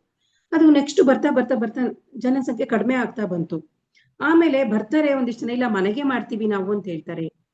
ಹೀಗೆ ಎಲ್ಲ ಇಲ್ಲ ಮೊಬೈಲಲ್ಲೇ ಕೇಳ್ತಾ ಇದೀವಿ, ಬುಕ್ಕಲ್ಲ ಓದ್ತಾ ಇದೀವಿ ಅಂತಾರೆ. ಒಂದು ದಿನ, ಒಂದು ವಾರ ಮಾಡೋದು, ಬಿಟ್ಬಿಡೋದು. ಇಲ್ಲ ಬೆಳಗ್ಗೆ ಆಗ್ಲಿಲ್ಲ ಸಾಯಂಕಾಲ ಮಾಡ್ತೀನಿ, ಸಾಯಂಕಾಲ ಆಗಲ್ಲ ಬೆಳಗ್ಗೆ ಮಾಡ್ತೀನಿ, ಇಲ್ಲ ನಾಳೆ ಮಾಡ್ತೀನಿ. ಈಗ ಹಿಂಗೆ ಮಾಡ್ತಾ ಮಾಡ್ತಾ ಎಷ್ಟು ಸಾವಿರ ಜನ, ಲಕ್ಷಾಂತರ ಜನದಲ್ಲಿ ಯಾರೋ ಕೊನೆಗೆ ಏನಾಗುತ್ತೆ, ಬರೋದು ಒಬ್ರೋ ಇಬ್ರೋ ಆಗೋಗ್ಬಿಡುತ್ತೆ.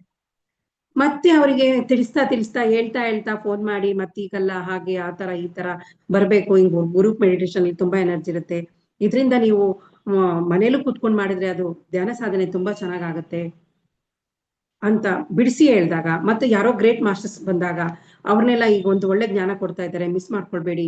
ಈ ಒಂದು ಜನ್ಮದಲ್ಲಿ ನಮಗೆ ಪತ್ರಿಜಿ ಗುರುಗಳಾಗಿರ್ಬೋದು, ನಿಮ್ಮ ಮನೆ ಗುರುಗಳ ಒಂದು ಪೂರ್ವ ಜನ್ಮದ ಒಂದು ಕೃಪೆ ಇರ್ಬೋದು. ಅದಕ್ಕೆ ಇದು ನಿಮಗೆ ಆಗಾಗ ಎಚ್ಚರಿಸ್ತಾ ಇರತ್ತೆ, ನೀವು ಬನ್ನಿ, ಇದನ್ನ ಕೇಳಿ, ಇದು ತಗೊಳ್ಳಿ, ನಮಗೋಸ್ಕರನೇ ಬಂದಿರೋದು. ಅವಾಗವಾಗ ಭಗವಂತ ನೀವು ಈ ಬಂಧನದಲ್ಲಿ ಸಿಲ್ಕೊಳ್ಳೋದ್ ಬೇಡ, ಈ ಮಾಯೆಯಲ್ಲಿ ಸಿಲ್ಕೊಳ್ಳೋದ್ ಬೇಡ ಅಂತ ಎಚ್ಚರಿಸ್ತಾ ಇದ್ದಾನೆ ಅಂತ. ನೋಡಿ, ನಾವು 80 ವರ್ಷ 100 ವರ್ಷನ ಬದುಕ್ತೀವಿ ಅಂದ್ರೆ ಅಷ್ಟರಲ್ಲಿ 7 ವರ್ಷಕ್ಕೊಮ್ಮೆ ಒಂದೊಂದು ಘಟನೆ ಕೊಡಿಸ್ತಾರಂತೆ ಭಗವಂತ. ತಿಳ್ಕೊ, ಅರಿವಿನಲ್ಲಿ ಇಟ್ಕೋ, ಇದು ನೀನು ಯಾವ್ದಕ್ ಬಂದಿದ್ಯಾ ಅಂತ ತಿಳ್ಕೊ, ನಿನ್ನ ಗುರಿ ಏನು, ನಿನ್ನ ಯಾವ್ದಕ್ ಬಂದಿದ್ಯಾ, ನೀನ್ ಯಾರು ಅನ್ನೋದನ್ನ ತಿಳ್ಕೊ ಅಂತೇಳಿ ಯಾವ ರೀತಿನೋ ಒಂದೊಂದು ಘಟನೆ ಮೂಲಕ ತಿಳಿಸಿದ್ರು. ಯಾರೋ ಅರಿವಿರೋರು, ಜ್ಞಾನ ಉಳ್ಳವರು, ತುಂಬಾ ನೊಂದು ಬೆಂದು ಸಾಕಾಗಿರೋರು ಅದನ್ನ ತಿಳ್ಕೊಂಡು ಹೌದಲ್ಲ, ಕರೆಕ್ಟ್ ಅಲ್ಲ ಅಂತ ತಿಳ್ಕೊಂಡ್ರೆ, ಇದ್ರೊಳಗ್ ಬಂದ್ರೆ, ಇದನ್ನ ಮಾಡಿದ್ರೆ ನಾವು ನಿಜವಾಗ್ಲೂ ನಮ್ಮ ಜೀವನ ಸಾರ್ಥಕ ಆಗುತ್ತೆ. ಇಲ್ಲ ಇಲ್ಲಿ ಕೇಳೋದು, ಇದು ಏನೋ 3 ದಿನಕ್ಕೆ ಮಾಡಿದೆ, 4 ದಿನಕ್ಕೆ ಮಾಡಿದೆ, ಇದರಿಂದ ಏನು ಸಿಗಲ್ಲ, ಸುಮ್ನೆ ಇದು ಧ್ಯಾನದಲ್ಲಿ ಏನಿಲ್ಲ ಅಂತ. ಎಷ್ಟೋ ಗತ ಜನ್ಮದ್ದು, ಎಷ್ಟು ಜನ್ಮ ನಾವು 84 ಕೋಟಿ ಜೀವರಾಶಿಯಿಂದ ಈ ಒಂದು ಮಾನವ ಜನ್ಮ ಪಡ್ಕೊಂಡಿರ್ತೀವಿ ಅಂದಾಗ, ಅದೆಲ್ಲ ಜನ್ಮಗಳು ತಗೊಂಡು ಮಾನವ ಜನ್ಮ ಎಷ್ಟು ಜನ್ಮಗಳು ತಗೊಂಡಿರ್ತೀವಿ, ಆ ಜನ್ಮದಲ್ಲಿ ಯಾವ್ಯಾವ ಜನ್ಮದಲ್ಲಿ ಏನೇನು ಕರ್ಮಗಳು ಮಾಡಿರ್ತೀವಿ, ಎಷ್ಟೊಂದು ಕೆಟ್ಟ ಕೆಲಸಗಳಾಗಿರ್ಬೋದು, ಪುಣ್ಯ ಕೆಲಸಗಳಾಗಿರ್ಬೋದು, ಎಲ್ಲದನ್ನು ಮಾಡ್ಕೊಂಡು ಬಂದಿರ್ತೀವಿ. ಅವೆಲ್ಲವುಗಳು ಶುದ್ಧ ಆಗ್ಬೇಕು ಅಂದ್ರೆ ಸುಮ್ನೆನಾ? ಅದೆಲ್ಲ ಒಂದೇ ಜನ್ಮದಲ್ಲಿ ಆಗಕ್ ಸಾಧ್ಯನಾ? ಒಂದೇ ವಾರದಲ್ಲಿ ಆಗಕ್ ಸಾಧ್ಯನಾ? ಇಲ್ಲ ಮಾಸ್ಟರ್ಸ್ ಅಲ್ವಾ? ಅದಕ್ಕೆ ಇಷ್ಟೊಂದು ಸಾಧನೆ ಮಾಡ್ಬೇಕು, ವಾರ ತಿಂಗಳು ಅಲ್ಲ, ಈ ಜನ್ಮದಲ್ಲಿ ಆಗುತ್ತೋ ಗೊತ್ತಿಲ್ಲ. ಈಗ ಒಂದು ಸ್ವಲ್ಪ ಬದಲಾವಣೆ, ಒಂದು ವಾರದಲ್ಲಿ ಎಷ್ಟು ಬದಲಾವಣೆ ಆಗಿರುತ್ತೆ, ಅದನ್ನ ನಾವು ನೋಡ್ಕೊಳ್ಳೋದೇ ಇಲ್ಲ. ಹೋದ್ ತಿಂಗಳಿಗಿಂತ ಈ ಈ ತಿಂಗಳಲ್ಲಿ ನನ್ನ ಮನಸ್ಸು ಎಷ್ಟು ಹಗುರ ಆಗಿದೆ, ಮನೆ ಎಷ್ಟು ಒಂಥರ ಶಾಂತವಾಗಿದೆ, ಮನೆಯಲ್ಲಿ ಸ್ವಲ್ಪ ಸ್ವಲ್ಪ ಬದಲಾವಣೆ ಆಗಿರುತ್ತೆ, ನೋಡ್ಕೊಳ್ಳೋದೇ ಇಲ್ಲ ನೀವು. ಅದನ್ನ ನೋಡ್ಕೊಂಡ್ರೆ ಈ ಧ್ಯಾನದಿಂದ ಎಷ್ಟೊಂದು ಶಕ್ತಿ ಇದೆ ಅನ್ನೋದು ನಮಗೆ ಗೊತ್ತಾಗ್ತಾ ಹೋಗುತ್ತೆ. ಅದಕ್ಕೆ ಯಾರೋ ಅಷ್ಟೊಂದು ಕೋಟಿ ಜನ, ಲಕ್ಷ ಜನಕ್ಕೆ ಎಲ್ಲಾ ಹೇಳಿದ್ರು ಕೊನೆಗೆ ಸಾಣಿ ತರ ಸಾಣಿಸ್ತಾನಂತೆ ಭಗವಂತ, ಸಾಣಿ ಒಳಗಂಗೆ. ಹಾಗೆ ಮತ್ತು ನಾವು ಪ್ರಾಪಂಚಿಕ ವಿಷಯಗಳಲ್ಲೇ ಜಾಸ್ತಿ ಇನ್ವಾಲ್ವ್ ಆಗ್ತಾ ಇರುತ್ತೆ. ನೋಡಿ ಹೆಂಗಿದೆ ಇದು ಅದ್ಭುತ. ಅದಕ್ಕೆ ಈ ಜನ್ಮದಲ್ಲಿ ನಾವು ಮಾಡಿದ್ದು ವ್ಯರ್ಥ ಆಗೋದಿಲ್ಲ, ಈ ಜನ್ಮದಲ್ಲಿ ಸಾಧಿಸಿದ್ದು ಮರುಜನ್ಮಕ್ಕೆ ಉಪಯೋಗ ಆಗುತ್ತೆ, ಲಾಭವನ್ನು ಕೊಡುತ್ತೆ. ಅದಕ್ಕೆ ಈ ವರ್ಷ ನಾವು ಕಷ್ಟಪಟ್ಟು ಓದಿದ್ದು ಮೇಲಿನ ತರಗತಿಗಳಿಗೆ ಹೋಗ್ತೇವೋ ಹಾಗೆ ಈ ಜನ್ಮದಲ್ಲಿ ಕಷ್ಟಪಟ್ರೆ ಮರುಜನ್ಮದಲ್ಲಿ ಆಧ್ಯಾತ್ಮಿಕ ಇನ್ನು ಉನ್ನತವಾದ ಒಂದು ಸ್ಥಿತಿಗೆ ನಾವು ಬೆಳಿತೀವಿ. ಅದರಿಂದ ಮಾಡಿರೋದೆಲ್ಲ ಕೂಡ ಬರುತ್ತೇವೆಂದು ಮರೆಯಬಾರದು. ಆದ್ರೆ ನೆನಪಿನಲ್ಲಿ ಯಾವುದ್ರ ಮೇಲೂ ನೀವು ಮಮಕಾರಗಳನ್ನು ತೋರಿಸಿಬಿರೋ ಆ ಬಂಧುಗಳು ಬರುವುದಿಲ್ಲ, ಮಕ್ಕಳು ಹೆಂಡತಿ ಗಂಡ ಬರುವುದಿಲ್ಲ, ಆದ್ರೆ ಅವರ ಮೇಲಿರುವ ಆಸಕ್ತಿ ಮಮಕಾರ ಎನ್ನುವುದು ನಿಮ್ಮೊಂದಿಗೆ ಬರುತ್ತೆ. ಅದರಿಂದ ಮರುಜನ್ಮದಲ್ಲಿ ಮತ್ತೆ ಅಂತ ಜೀವನವನ್ನು ನೀವು ಇಷ್ಟಪಡುವಿರಿ. ಭವಿಷ್ಯತ್ತನ್ನು ಒಳ್ಳೆ ರೀತಿಯಲ್ಲಿ ತಿದ್ಕೊಳ್ಬೇಕು ಅಂದ್ರೆ ಈಗ ನೀವು ಶಾಶ್ವತ ಯಾವುದು ಅನ್ನೋದನ್ನ ನೀವು ತಿಳ್ಕೊಬೇಕು ಅಂತ. ಅದಕ್ಕೆ ಭಗವದ್ಗೀತೆಯಲ್ಲಿ ಈಗ ಮಹಾಭಾರತದಲ್ಲಿ ಒಂದು ಅಭಿಮನ್ಯು ಚಕ್ರವ್ಯೂಹನ ಭೇದಿಸ್ತಾನೆ, ಅವನು ವಾಪಸ್ ಬರಲ್ಲ ಅಂತ ಕೃಷ್ಣನಿಗೆ ಗೊತ್ತಿರುತ್ತೆ. ಆ ಸಮಯಕ್ಕೆ ಅರ್ಜುನ ಬೇರೆ ಕಡೆ ಹೋಗುವಂತ ಸಂದರ್ಭ ಬರುತ್ತೆ. ಆ ಬರುವುದರೊಳಗಾಗಿ ಒಂದು ಯುದ್ಧ ನಡೆಯುತ್ತೆ. ವಾಪಸ್ ಬರುವಾಗ ಅವರಿಗೆ ಮೋಸದಿಂದನೂ ಆಯಿತು, ಅವರಿಗೆ ಹೋಗೋದಷ್ಟೇ ಗೊತ್ತಿರುತ್ತೆ, ಅಭಿಮನ್ಯುವರಿಗೆ ಒಳಗಡೆ ಬರೋದು ಗೊತ್ತಿರೋದಿಲ್ಲ. ಆದ್ರೂ ಸಾಕಷ್ಟು ಸೆಣಸಾಡ್ತಾರೆ. ಆದ್ರೆ ಅವರು ಅದರಲ್ಲಿ ಅವರು ಬಾಡಿ ವಿಕೆಟ್ ಆಗುತ್ತೆ. ಅರ್ಜುನನಿಗೆ ತುಂಬಾ ಬೇಜಾರಾಗುತ್ತೆ ಕೃಷ್ಣನ್ ಮೇಲೆ. ತುಂಬಾ ಹೇಳ್ತಾರೆ, ನಾನಿದ್ದಿದ್ರೆ ನನ್ನ ಮಗನ ಉಳಿಸ್ಕೊಂತಿದ್ದೆ, ನಾನು ಎಷ್ಟು ಹೇಳಿದ್ರು ನೀವು ನನ್ನ ಮಗನ್ನ ಈ ತರ ಇದ್ ಮಾಡ್ಕೊಟ್ಬಿಟ್ರಿ ಅಂತ ಹೇಳಿ ತುಂಬಾ ಅವ್ರ ಹತ್ರ ಕೇಳಿದಾಗ ಪರಿಪರಿಯಾಗಿ ಎಷ್ಟು ಹೇಳಿದ್ರು ಅವರು ಕೇಳಲ್ಲ. ಆಗ ಆಯ್ತು ನಾನು ನಿನ್ನ ಮಗನ ಹತ್ರ ಕರ್ಕೊಂಡು ಹೋಗ್ತೀನಿ ಅಂತ ಹೇಳಿ ಅವರು ಹೋಗ್ತಾರಂತೆ. ಆ ಒಂದು ಲೋಕಕ್ಕೆ ಕರ್ಕೊಂಡೋಗಿ ನೋಡ್ಬೇಕು ಈ ತರ ಅಂತ. ಅಲ್ಲೂ ಒಂದು ಲೋಕದಲ್ಲಿ ಒಬ್ರು ವಾಚ್ಮನ್ ಇರ್ತಾರಂತೆ, ಈ ತರ ನೋಡ್ಬೇಕು ಅವರನ್ನ ಕರೆಸ್ರಿ ಅಂದಾಗ ಕರೀತಾರಂತೆ. ಅವರು ಕರೆದಾಗ ಹೇಳ್ತಾರಂತೆ, ಬಂದು ನಿಂತ್ಕೊಂತಾನಂತೆ ಅಭಿಮನ್ಯು. ಕೇಳ್ತಾರಂತೆ, ನಿಮ್ಮ ತಂದೆ ಬಂದಿದ್ದಾರೆ ಬರ್ರಿ ಅಂತ ಕೇಳಿದಾಗ, ಯಾರ ತಂದೆ, ಎಷ್ಟನೇ ತಂದೆ ಅಂತ ಕೇಳ್ತಾರಂತೆ ಅಭಿಮನ್ಯು. ಹಾಗೆ ಎಲ್ಲ ನಮ್ಮ ಒಂದು ಪಾತ್ರಗಳು ಅಷ್ಟೇ. ನಮ್ಮ ಒಂದು ಪಾತ್ರಗಳ ವಹಿಸ್ಲಿಕ್ಕೆ ಯಾರ ಮನೆಯಲ್ಲಿ ನಾನು ಜನ್ಮ ತಾಳಿದ್ರೆ ನನ್ನ ಒಂದು ಮುಂದಿನ ಸಾಧನೆಯನ್ನ ಮಾಡ್ಕೊಳ್ಬಹುದು, ನನ್ನ ಒಂದು ಈ ಜನ್ಮದಲ್ಲಿ ಮಾಡ್ದಂಗೆ ಅರ್ಧ ಬರ್ಧ ಮಾಡ್ಕೊಂಡು ಹೋಗಿ ಬಂದಿದ್ದೀನಿ, ಅಜ್ಞಾನದಲ್ಲಿ ಈ ಒಂದು ಧ್ಯಾನ ಸಾಧನೆನ ಎಷ್ಟು ಹೇಳಿದ್ರು ನಾನು ಮಾಡ್ಕೊಂಡ್ಲಿಲ್ಲ, ಜ್ಞಾನವನ್ನು ತಗೊಂಡ್ಲಿಲ್ಲ, ಅಯ್ಯೋ ಇಂತ ಯಾರಿಗೋ ನಾನು ಅನ್ಬಾರ್ದಿತ್ತು ಬಂದ್ಬಿಟ್ಟೆ, ಯಾರಿಗೋ ಕೊಡೋದಿತ್ತು ಕೊಡ್ಲಿಲ್ಲ ಹಂಗೆ ಬಂದ್ಬಿಟ್ಟೆ, ಈ ಜನ್ಮದಲ್ಲಿ ನಾನು ಸಂಪೂರ್ಣವಾಗಿ ಮುಗಿಸಿ ನಾನು ವಾಪಸ್ ಬರ್ತೀನಿ ನಾನು ಅಂತ ಹೇಳ್ಕೊಂಡು ಸಂಪೂರ್ಣವಾಗಿ ಎಲ್ಲ ಮುಗಿಸ್ಕೊಂಡು ಬರ್ತೀವಿ ಅಂತ ಹೇಳಿ ಬರ್ತೀವಿ. ಮತ್ತೆ ನಾವು ಈ ಮಾಯಾ ಲೋಕಕ್ಕೆ ಬಂದ ತಕ್ಷಣನೇ ಮತ್ತೆ ಎಲ್ಲವನ್ನು ಮರ್ತು ಬಿಡ್ತೀವಿ. ಆದ್ರೆ ನಿಜವಾಗ್ಲು ಇಷ್ಟು ವರ್ಷ ಆದ್ಮೇಲೂ ಇಂಥ ಒಂದು ಜ್ಞಾನ ಸಿಕ್ಕಿದೆ, ಇಂಥ ಗುರುಗಳು ಸಿಕ್ಕಿದ್ದಾರೆ ಅಂದ್ರೆ ಅದು ಅದ್ಭುತ ಅನಿಸ್ತದೆ. ಆದ್ರೆ ಅದನ್ನ ಬಿಗಿಯಾಗಿ ಇಟ್ಕೊಳ್ಳೋದೇ ಇದೆಯಲ್ಲ ಅದೇ ಭಾಗ. ಯಾಕಂದ್ರೆ ತುಂಬಾ ಕಷ್ಟ ಈ ಸಂಸಾರದಲ್ಲಿ. ಆಧ್ಯಾತ್ಮಿಕವನ್ನು ಒಂದು ಕೈಯಲ್ಲಿ, ಪ್ರಾಪಂಚಿಕವನ್ನು ಒಂದು ಕೈಯಲ್ಲಿ ಇಟ್ಕೊಳ್ಬೇಕಂತೆ. ರಾಮಕೃಷ್ಣ ಪರಮಹಂಸರು ಹೇಳ್ತಿದ್ರು, ಯಾವಾಗ್ಲೂ ಪ್ರಾಪಂಚಿಕಕ್ಕೋಸ್ಕರ ಆಳ್ಬೇಡ್ರಿ, ಭಗವಂತನಿಗೋಸ್ಕರ ಆಳ್ರಿ. ಒಂದು ಕೈಲಿ ಭಗವಂತನ ಇಟ್ಕೊಳ್ರಿ, ಒಂದು ಕೈಲಿ ಪ್ರಾಪಂಚಿಕತೆ ಇಟ್ಕೊಳ್ರಿ. ಅವಾಗನೇ ನಾವು ಈ ಒಂದು ಭವಬಂಧನಗಳಿಂದ ನಾವು ಸುಲಭವಾಗಿ ನಾವು ದಾಟಬಹುದು ಅಂತೇಳಿ. ನಿಜವಾಗ್ಲೂ ಈ ಧ್ಯಾನ ಇಟ್ಕೊಂಡಿರೋದ್ರಿಂದನೇ ನಾವು ಇಲ್ಲಿವರೆಗೂ ಈ ಮಟ್ಟಕ್ಕೆ ಇಷ್ಟು ನೆಮ್ಮದಿಯಾಗಿ, ಇಷ್ಟು ಖುಷಿಯಾಗಿ, ಈ ಪ್ರಾಪಂಚಿಕ ಈ ಬೇಜಾರ ಅಂತ ಅನ್ಸೋದೇ ಇಲ್ಲ. ಈ ಧ್ಯಾನಕ್ಕೆ ಬಂದ್ಮೇಲೆ, ಈ ಜ್ಞಾನ ತಗೊಂಡ್ಮೇಲೆ ನಾವು ಏನೇ ಬರ್ಲಿ ಅದನ್ನ ಸ್ವೀಕಾರ ಮಾಡೋಣ ಒಂದು ಮನೋಭಾವನೆ ಬರ್ತಾ ಹೋಗ್ತಾ ಇದೆ. ಈ ಧ್ಯಾನವನ್ನು ಮಾಡ್ತಾ ಮಾಡ್ತಾ ಯಾರು ಏನಾರು ಅನ್ಕೊಂಡ್ಲಿ, ಅವರು ಅಜ್ಞಾನದಲ್ಲಿದ್ದಾರೆ, ಭಗವಂತ ಅವ್ರಿಗೆ ಜ್ಞಾನವನ್ನು ಕೊಡು, ಧ್ಯಾನವನ್ನು ಕೊಡು, ಅವ್ರಿಗೆ ಒಳ್ಳೇದಾಗ್ಲಿ. ಅವರು ಅಜ್ಞಾನದಲ್ಲಿದ್ದಾರೆ ಅದಕ್ಕೆ ಮಾತಾಡ್ತಿದ್ದಾರೆ, ಅವ್ರು ಜ್ಞಾನ ತಿಳ್ಕೊಂಡಿದ್ರೆ ಅಂತ ಇರ್ಲಿಲ್ಲ, ಅವ್ರಿಗೆ ಒಳ್ಳೇದಾಗ್ಲಿ ಅಂತ ಅವ್ರು ವಿಶ್ ಮಾಡೋದಾಗಿರ್ಬೋದು. ಏನೇ ಒಂದು ಸಿಗ್ಲಿಲ್ಲ ಅಂದ್ರೆ ಸಿಗ್ಲಿಲ್ಲ, ನಮ್ಗೆ ಯಾಕೋ ಅದು ಕೆಟ್ಟದಾಗುತ್ತೇನೋ ಅದಕ್ಕೆ ನಮಗೆ ಅದು ಸಿಗ್ಲಿಲ್ಲ, ಯಾರೋ ಕರೀಲಿಲ್ಲ, ನಮಗೆ ಅಲ್ಲಿ ಯೋಗ ಅಲ್ಲಿ ನಮಗೆ ಒಂದು ಅನ್ನದ್ರೋಣ ಇಲ್ಲ, ಅಕಸ್ಮಾತ್ ನಾವು ಅಲ್ಲಿ ಹೋಗಿ ಅವರಿಗೆ ಒಂದು ವಿಶ್ ಮಾಡುವಂತ ಒಂದು ಯೋಗ್ಯತೆ ನಮಗೂ ಇಲ್ಲ, ಅವ್ರಿಗೂ ಇಲ್ಲ ಅಂತ ಏನೋ ಒಂದು ನಾವು ಸಮಾಧಾನ ಪಡ್ಕೊಳ್ಳುವಂತ ಜ್ಞಾನವನ್ನು ಪಡ್ಕೊಂಡಿದೀವಿ ಮಾಸ್ಟರ್ಸ್. ಅವ್ರು ಕರೀಲಿಲ್ಲ ಅಂತ ಬೇಜಾರ್ ಮಾಡ್ಕೊಂಡು, ಇನ್ನೊಂದ್ ಸ್ವಲ್ಪ ಒತ್ತಡಕ್ಕೆ ಇದ್ ಮಾಡ್ಕೊಂಡು, ದೇಹನೆಲ್ಲ ಕೆಡಿಸ್ಕೊಂಡು, ಮನ್ಸೆಲ್ಲಾ ಕೆಡಿಸ್ಕೊಂಡು, ಮನೇಲಿರೋ ಜನಗಳ ಮನ್ಸೆಲ್ಲ ಕೆಡಿಸ್ಕೊಂಡು, ಮನೆ ಕೆಲಸನೆಲ್ಲ ಕೆಟ್ಟದಾಗಿ ಮಾಡ್ಕೊಳ್ತಾ ಅಲ್ವಾ. ಏನು ಬೇಡ, ಈ ಜ್ಞಾನ ತಿಳ್ಕೊಂತ ನಾವು ಆಧ್ಯಾತ್ಮಿಕ ಪ್ರಾಪಂಚಿಕನ ಸುಲಭವಾಗಿ ಎರಡನ್ನು ಸಮತ್ವದಲ್ಲಿ ನಾವು ಸಾಗಿಸ್ಬೋದು ಅಂತ ಒಂದು ಧ್ಯಾನವನ್ನ ನಮ್ಮ ಪತ್ರಿಜಿ ತಿಳಿಸ್ಕೊಟ್ಟಿದ್ದಾರೆ. ಎಷ್ಟೋ ಗ್ರೇಟ್ ಮಾರ್ಕ್ಸಸ್ ಎಲ್ಲ ತಿಳಿಸ್ಕೊಡ್ತಾ ಇದ್ದಾರೆ. ಅದನ್ನ ನಾವು ಮಾಡ್ತಾ ಹೋಗ್ಬೇಕು, ತಿಳಿತಾ ಹೋಗ್ಬೇಕು, ಕಲ್ತ್ಕೊಂಡು ಇದು ಈ ಒಂದು ಶರೀರ ನಾವು ಬಿಡೋವರೆಗೂ ನಾವು ಕಲಿಯೋದೇ. ಎಷ್ಟು ಕಲಿತ್ರೂ ಮುಗಿಯೋದೇ ಇಲ್ಲ. ಅದೆಷ್ಟು ಜನ್ಮಕ್ಕೆ ಕಲಿಯೋದಿದೆಯೋ, ಎಷ್ಟು ಜನ್ಮದ್ದು ನಾವು ತೊಳ್ಕೊಳೋದಿದೆಯೋ ಗೊತ್ತಿಲ್ಲ. ಅದಕ್ಕೆ ಈ ಧ್ಯಾನವನ್ನು ನಾವು ಸದಾ ಮಾಡ್ಬೇಕು, ಜ್ಞಾನವನ್ನು ಸದಾ ನಾವು ತಿಳ್ಕೊಂತಾನೆ ಇರ್ಬೇಕು, ಆ ಬದಲಾವಣೆ ತಗೊಳ್ತಾನೆ ಇರ್ಬೇಕು, ಕ್ಷಣಕ್ಕೂ ನಾವು ಎಚ್ಚರವಾಗಿರ್ಬೇಕು ಮಾಸ್ಟರ್. ಈಗ ಸಂಸ್ಕಾರಗಳ ಬಗ್ಗೆ ನಾವು ತಿಳ್ತಾ ಹೋಗೋಣ. ವಾಸನೆಗಳ ಬಗ್ಗೆ ನಾವು ತಿಳ್ಕೊಂಡ್ವಿ, ಸಂಸ್ಕಾರ ಬಗ್ಗೆನೂ ನಾವು ಈಗ ತಿಳ್ಕೊಳ್ಳೋಣ. ಸಂಸ್ಕಾರ ಅಂದ್ರೆ ಅಭ್ಯಾಸಗಳು, ಇವು 3 ವಿಧಗಳಲ್ಲಿದೆ. ಯಾವ್ದಪ್ಪ ಅಂದ್ರೆ ಮಣ್ಣಿನ ಉಂಡೆಯ ಸಂಸ್ಕಾರ, 2ನೇದು ಕೋಲಿನ ಸಂಸ್ಕಾರ, 3ನೇದು ಬಂಡೆ ಕಲ್ಲಿನ ಸಂಸ್ಕಾರ. ಅಂದ್ರೆ ಮಣ್ಣಿನ ಉಂಡೆ ಅಂದ್ರೆ ನೀರಿನಲ್ಲಿ ಹಾಕಿದ್ರೆ ಸ್ವಲ್ಪ ಹೊತ್ತಿಗೆ ಕರಗುತ್ತದೆ. ಅದೇ ಕೋಲನ್ನು ನೀರಿನಲ್ಲಿ ಹಾಕಿದ್ರೆ ನಿಧಾನವಾಗಿ ಮೃದುವಾಗ್ತದೆ. ಬಂಡೆ ಕಲ್ಲನ್ನು ನೀರಿನಲ್ಲಿ ಹಾಕಿದ್ರೆ ಮುಳುಗಿ ಯುಗಗಳಾದ್ರೂ ಅಲ್ಲಿ ಹಾಗೇ ಇರುತ್ತದೆ. ನಾವೀಗ ಸಂಸ್ಕಾರಗಳ ಬಗ್ಗೆ ನಾವು ಸ್ವಲ್ಪ ತಿಳ್ಕೊಂಡ್ವಿ. ಏನು ಸಂಸ್ಕಾರಗಳು ಅಂದ್ರೆ ಅಭ್ಯಾಸಗಳು. ಇವು ಅದರಲ್ಲಿ 3 ವಿಧ ಇದೆಯಂತೆ ಸಂಸ್ಕಾರಗಳಲ್ಲೇ, ಮತ್ತೆ 3 ವಿಧ.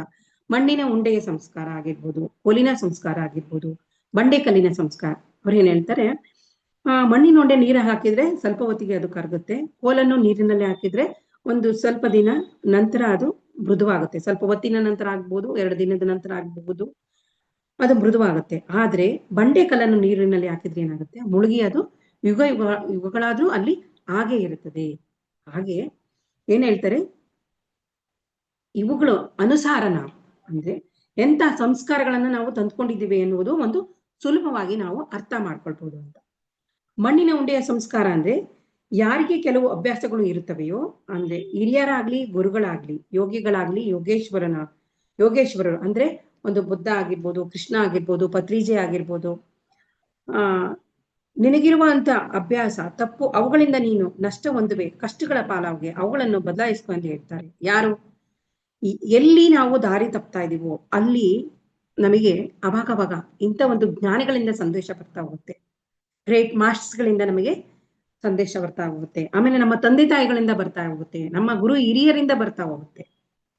ನೀನು ಈ ಕೆಲಸ ಮಾಡ್ಬೇಡ, ನನ್ನ ಅನುಭವದ ಮೂಲಕ ಹೇಳ್ತಿದ್ದೀನಿ, ನಾನು ಇದನ್ನ ಮಾಡಿದ್ದೆ, ಇದರಿಂದ ತೊಂದರೆ ಅನುಭವಿಸ್ತಿದೆ, ನೀನು ಈ ತರ ಸತ್ಯವನ್ನೇ ನುಡಿ, ಸತ್ಯದ ಹಾದಿಯಲ್ಲೇ ಹೋಗು, ಬೇರೆಯವರ ಬಗ್ಗೆ ನೀನು ತಪ್ಪುಗಳನ್ನೆಲ್ಲ, ಬೇರೆಯವ್ರನ್ನೆಲ್ಲ ನೋಯಿಸ್ಬೇಡ, ಅವರ ಹಣವೆಲ್ಲ ನೀನ್ ತಗೋಬೇಡ, ಎಲ್ಲ ಹೇಳ್ತಾ ಇರ್ತಾರೆ. ಇಂಥ ಗ್ರೇಟ್ ಮಾಸ್ಟರ್ಸ್ ಇಂದ ಬರ್ತಾ ಇರುತ್ತೆ. ಯಾಕಂದ್ರೆ ಅನುಭವದ ಮೂಲಕ ಯಾವುದೇ ಬಂದ್ರು ಅಷ್ಟು ಸುಲಭವಾಗಿ ಅದು ಯಾರು ಹೇಳಕ್ ಆಗೋದಿಲ್ಲ. ಅನುಭವದಿಂದ ಬಂದದಂತ ಜ್ಞಾನನೇ ಅದು ಒಂದು ಶುದ್ಧವಾದ ಜ್ಞಾನ ಆಗಿರುತ್ತೆ.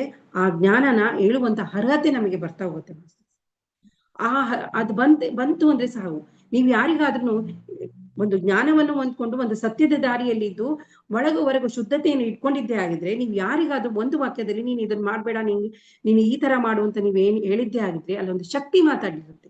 ಆದ್ರಿಂದ ನಿಜವಾಗ್ಲೂ ಎಷ್ಟೋ ಒಬ್ಬೊಬ್ರು ಹೇಳಿದ್ರೆ ಬೇಗ ಚೇಂಜ್ ಮಾಡ್ಕೊಂತಾರೆ, ಹೇಳಿದ್ದನ್ನ ಕೇಳ್ತಾರೆ, ಆದ್ರೆ ಒಬ್ಬೊಬ್ರು ಹೇಳಿದ್ರೆ ಕೇಳೋದಿಲ್ಲ.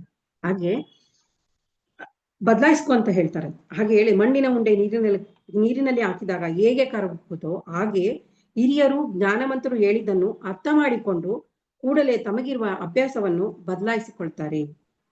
ಮಾನವರಲ್ಲಿ ಇಂಥವರು ಇರ್ತಾರೆ. ನನ್ನ ವಿಷಯಕ್ಕೆ ಬಂದ್ರೆ, ಧ್ಯಾನ ಮಾರ್ಗಕ್ಕೆ ಬಂದಾಗ ಪತ್ರಿಜಿಯವರು ನನ್ನ ಧ್ಯಾನ ಮಂದಿರಕ್ಕೆ ಬಂದಿದ್ರು. ಆ ಧ್ಯಾನ ಮಂದಿರದ ಮೇಲೆ, ಗೋಡೆಗಳ ಮೇಲೆ ಒಂದು ಕಡೆ ಸ್ತ್ರೀಯರು, ಇನ್ನೊಂದು ಕಡೆ ಪುರುಷರು ದೊಡ್ಡ ದೊಡ್ಡ ಅಕ್ಷರಗಳಲ್ಲಿ ಬರೆಸಿ ಪುರುಷರಿಗೆ ಪ್ರತ್ಯೇಕ ಪ್ರದೇಶ ಎನ್ನುವಂತೆ ಕಾಣುತ್ತಿತ್ತು. ಇದನ್ನ ತರವತಿ ರಾಘವ್ ಸರ್ ಹೇಳ್ತಾ ಇದ್ದಾರೆ. ಮಣ್ಣಿನ ಉಂಡೆ ನೀರಿನಲ್ಲಿ ಹಾಕಿದಾಗ ಹೇಗೆ ಕರಗುವುದು ಹಾಗೆ ಒಂದು ಹಿರಿಯರು ಜ್ಞಾನವಂತರು ಹೇಳಿದ್ದನ್ನು ಅರ್ಥ ಮಾಡಿಕೊಂಡು ಕೂಡಲೇ ತಮಗಿರುವಂತ ಅಭ್ಯಾಸವನ್ನ ಕೆಟ್ಟದಾಗಿರ್ಬೋದು, ಹೌದಾ ಅವ್ರು ಹೇಳಿದ್ದಾರೆ ಅಂದ್ರೆ ಅದು ಸರಿ ಅಂತ ಏನು ಮಾಡಬಾರದಾಗಿರುತ್ತೋ ಅವನ್ನೆಲ್ಲ ಅವ್ರು ಬಿಟ್ಟು ಅದನ್ನ ಬದಲಾವಣೆ ಮಾಡ್ಕೊಳ್ತಾರೆ. ಅವ್ರು ಏನ್ ಮಾಡಿದ್ರಂತೆ, ಅವ್ರು ಧ್ಯಾನ ಮಾರ್ಗಕ್ಕೆ ಬಂದಾಗ ಅವರ ಒಂದು ಇನ್ಸಿಡೆಂಟ್ ಹೇಳ್ತಾ ಇದ್ದಾರೆ. ಅವ್ರು ಧ್ಯಾನ ಮಂದಿರಕ್ಕೆ ಬಂದಿದ್ರಂತೆ. ಆ ಧ್ಯಾನ ಮಂದಿರದಲ್ಲಿ 2 ಗೋಡೆಗಳ ಮೇಲೆ ಒಂದು ಕಡೆ ಸ್ತ್ರೀಯರು, ಒಂದು ಪುರುಷರು ಅಂತೇಳಿ ಅಕ್ಷರದಲ್ಲಿ ಬರೆಸ್ತಾರಂತೆ. ಆ ಪುರುಷರಿಗೆ ಒಂದು ಪ್ರತ್ಯೇಕ ಪ್ರದೇಶ, ಮತ್ತೆ ಸ್ತ್ರೀಯರಿಗೆ ಒಂದು ಪ್ರತ್ಯೇಕ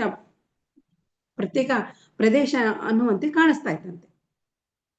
ಸರಿ, ಅವ್ರೇನ್ ಹೇಳ್ತಾರಂತೆ, ಪತ್ರಿಜಿ ಅವರು ಅದನ್ನು ನೋಡಿ ನಕ್ಬಿಟ್ಟು ರೈಲ್ವೆ ಸ್ಟೇಷನ್ ಅಲ್ಲಿ ಲ್ಯಾಬರೇಟರಿಯಲ್ಲಿ ಹೀಗೆ ಸ್ತ್ರೀಯರು ಪುರುಷರು ಬರೆಯುತ್ತಾರೆ, ಇದನ್ನು ತೆಗೆದು ಒಂದು ಕಡೆ ಅಹಂ ಬ್ರಹ್ಮಾಸ್ಮಿ, ಇನ್ನೊಂದು ಕಡೆ ತತ್ವಮಸಿ ಎಂದು ಬರೆಯಿಸು ಎಂದು ಹೇಳ್ತಾರಂತೆ. ಅವ್ರು ಹೇಳಿದ್ದು ನನ್ಗೆ ಅರ್ಥವಾಯ್ತು, ಕೂಡಲೇ ಬದಲಾವಣೆ ಮಾಡಿದಂತವ್ರು. ರೈಲ್ವೆ ಸ್ಟೇಷನ್ ಅಲ್ಲಿ ಇಲ್ಲಿ ಇದು ಸ್ತ್ರೀಯರು ಒಂದು ಟಾಯ್ಲೆಟ್ ಹೋಗೋ ಜಾಗದಲ್ಲಿ ಬರ್ದಿರ್ತಾರೆ, ಸ್ತ್ರೀಯರು ಇಲ್ಲಿ ಪುರುಷರು, ಇಲ್ಲಿ ಮಹಿಳೆಯರು ಅಂತ ಈಗ ಬರ್ದಿರ್ತಾರೆ. ಅವ್ರು ನಕ್ಬಿಟ್ಟು ಹೇಳ್ತಾರಂತೆ, ಇದನ್ನ ಬ್ರಹ್ಮಾಸ್ಮಿ, ಇನ್ನೊಂದು ಕಡೆ ತತ್ವಮಸಿ ಅಂತ ಬದಲಾವಣೆ ಮಾಡು ಅಂತ ಹೇಳ್ತಾರಂತೆ. ಅವರು ಕೂಡಲೇ ಬದಲಾವಣೆ ಮಾಡ್ತಾರಂತೆ. ಹಾಗೆ ಮಂದಿರಿಂದ ಹೊರಗಡೆ ನಮ್ಮ ಸೊಸೈಟಿ ಚಿಹ್ನೆಯನ್ನು ಬರೆಯಿಸು ಎಂದರು. ಯಾವ ಮಂದಿರಲಾದ್ರೂ ಇಂಥ ಬದಲಾವಣೆ ಮಾಡ್ಬೇಕೆಂದ್ರೆ ಯಾರು ಅಷ್ಟು ಬೇಗ ಒಪ್ಪಿಕೊಳ್ಳೋದಿಲ್ಲ. ಆದ್ರೆ ಅವ್ರು ಹೇಳಿದ್ದು ನನಗೆ ಅರ್ಥವಾಯ್ತು, ಕೂಡಲೇ ಬದಲಾವಣೆ ಮಾಡಿದನು. ಯಾಕಂದ್ರೆ ಪತ್ರಿಜಿಯವರ ಪವರ್ ಅಂದ್ರೆ ಹಂಗಿರುತ್ತೆ, ಆ ಜ್ಞಾನ, ಆ ಸಾಧನೆ ಅನ್ನೋದು ಹಂಗಿರುತ್ತೆ, ಆ ಒಳಗಡೆ ನಮ್ಮ ಶುದ್ಧತೆ ಹಂಗಿದ್ರೆ ಅದನ್ನೇ ಹೇಳಿತು. ಯಾವಾಗ ಈ ಒಂದು ಜ್ಞಾನ ಸಂಪಾದನೆ ಮಾಡ್ತಾ ಹೋಗ್ತೀವೋ, ಮನೇಲಿರೋ ಮಕ್ಳಿಗೂ ಸಹ ನೀವು ಒಂದೇ ಮಾತಲ್ಲಿ ಹೇಳ್ರಿ, ನಿಮ್ಮ ಮಾತನ್ನ ಬದಲಾವಣೆ ಮಾಡ್ಕೊಳ್ತಾರೆ. ನೀವ್ ಈ ತರ ಧ್ಯಾನ ಮಾಡು ಅಂತ ಹೇಳಿದ್ರು, ಈ ತರ ಆಗುತ್ತೆ, ಇದರಿಂದ ನನಗೆ ಈಗ ಆಯ್ತು, ಇದರಿಂದ ಹಿಂಗಾಯ್ತು. ಈಗ ಎಷ್ಟೊಂದ್ ಜನ ನಮ್ಮ ಮನೆಯಲ್ಲಿ ಒಂದು ಧ್ಯಾನಕ್ಕೆ ಬಂದವರು ಎಷ್ಟು ಕಷ್ಟದಿಂದ ಇದ್ದಿದ್ದು, ಎಷ್ಟೊಂದು ಬದಲಾವಣೆ ಮಾಡ್ಕೊಂಡಿದ್ದಾರೆ, ಒಂದು ಆರೋಗ್ಯದಿಂದ ಹೊರಗಡೆ ಬಂದಿದ್ದಾರೆ. ಎಷ್ಟೊಂದು ಚೇಂಜಸ್, ಈ ತರ ಮಾಡ್ರಿ, ಈ ತರ ಇರ್ರಿ, ಇದು ಹೀಗೆ ಒಂದೊಂದು ದಿನ ಒಂದೊಂದು ಜ್ಞಾನವನ್ನು ಕೊಡ್ತಾ ಅವ್ರ ಜೀವನದಲ್ಲಿ ಬದಲಾವಣೆ ಮಾಡ್ಕೊಂಡು ನಿಜವಾಗ್ಲೂ ನೆಮ್ಮದಿಯಲ್ಲಿದ್ದಾರೆ, ಧ್ಯಾನವನ್ನು ಮಾಡ್ತಾರೆ. ಮತ್ತೆ ಒಂದು ತಮಗೆ ಯಾರಿಗಾದ್ರೂ ಗೊತ್ತಿದ್ರೆ ಅವ್ರನ್ನ ನೀವು ಹೇಳಕ್ ಕೊಡಕ್ ಆಗ್ಲಿಲ್ಲ ಆದ್ರೂ ಪರವಾಗಿಲ್ಲ, ನಮ್ಮ ಮನೆಗೆ ಕಳಿಸ್ಕೊಡಿ ಅಂತ ಹೇಳಿದ್ರೆ ಅವ್ರನ್ನ ಕಳಿಸ್ಕೊಡ್ತಾರೆ. ಅದರಲ್ಲೂ ಒಂದು ಪುಣ್ಯ ಇದೆ, ಫಲ ಇದೆ.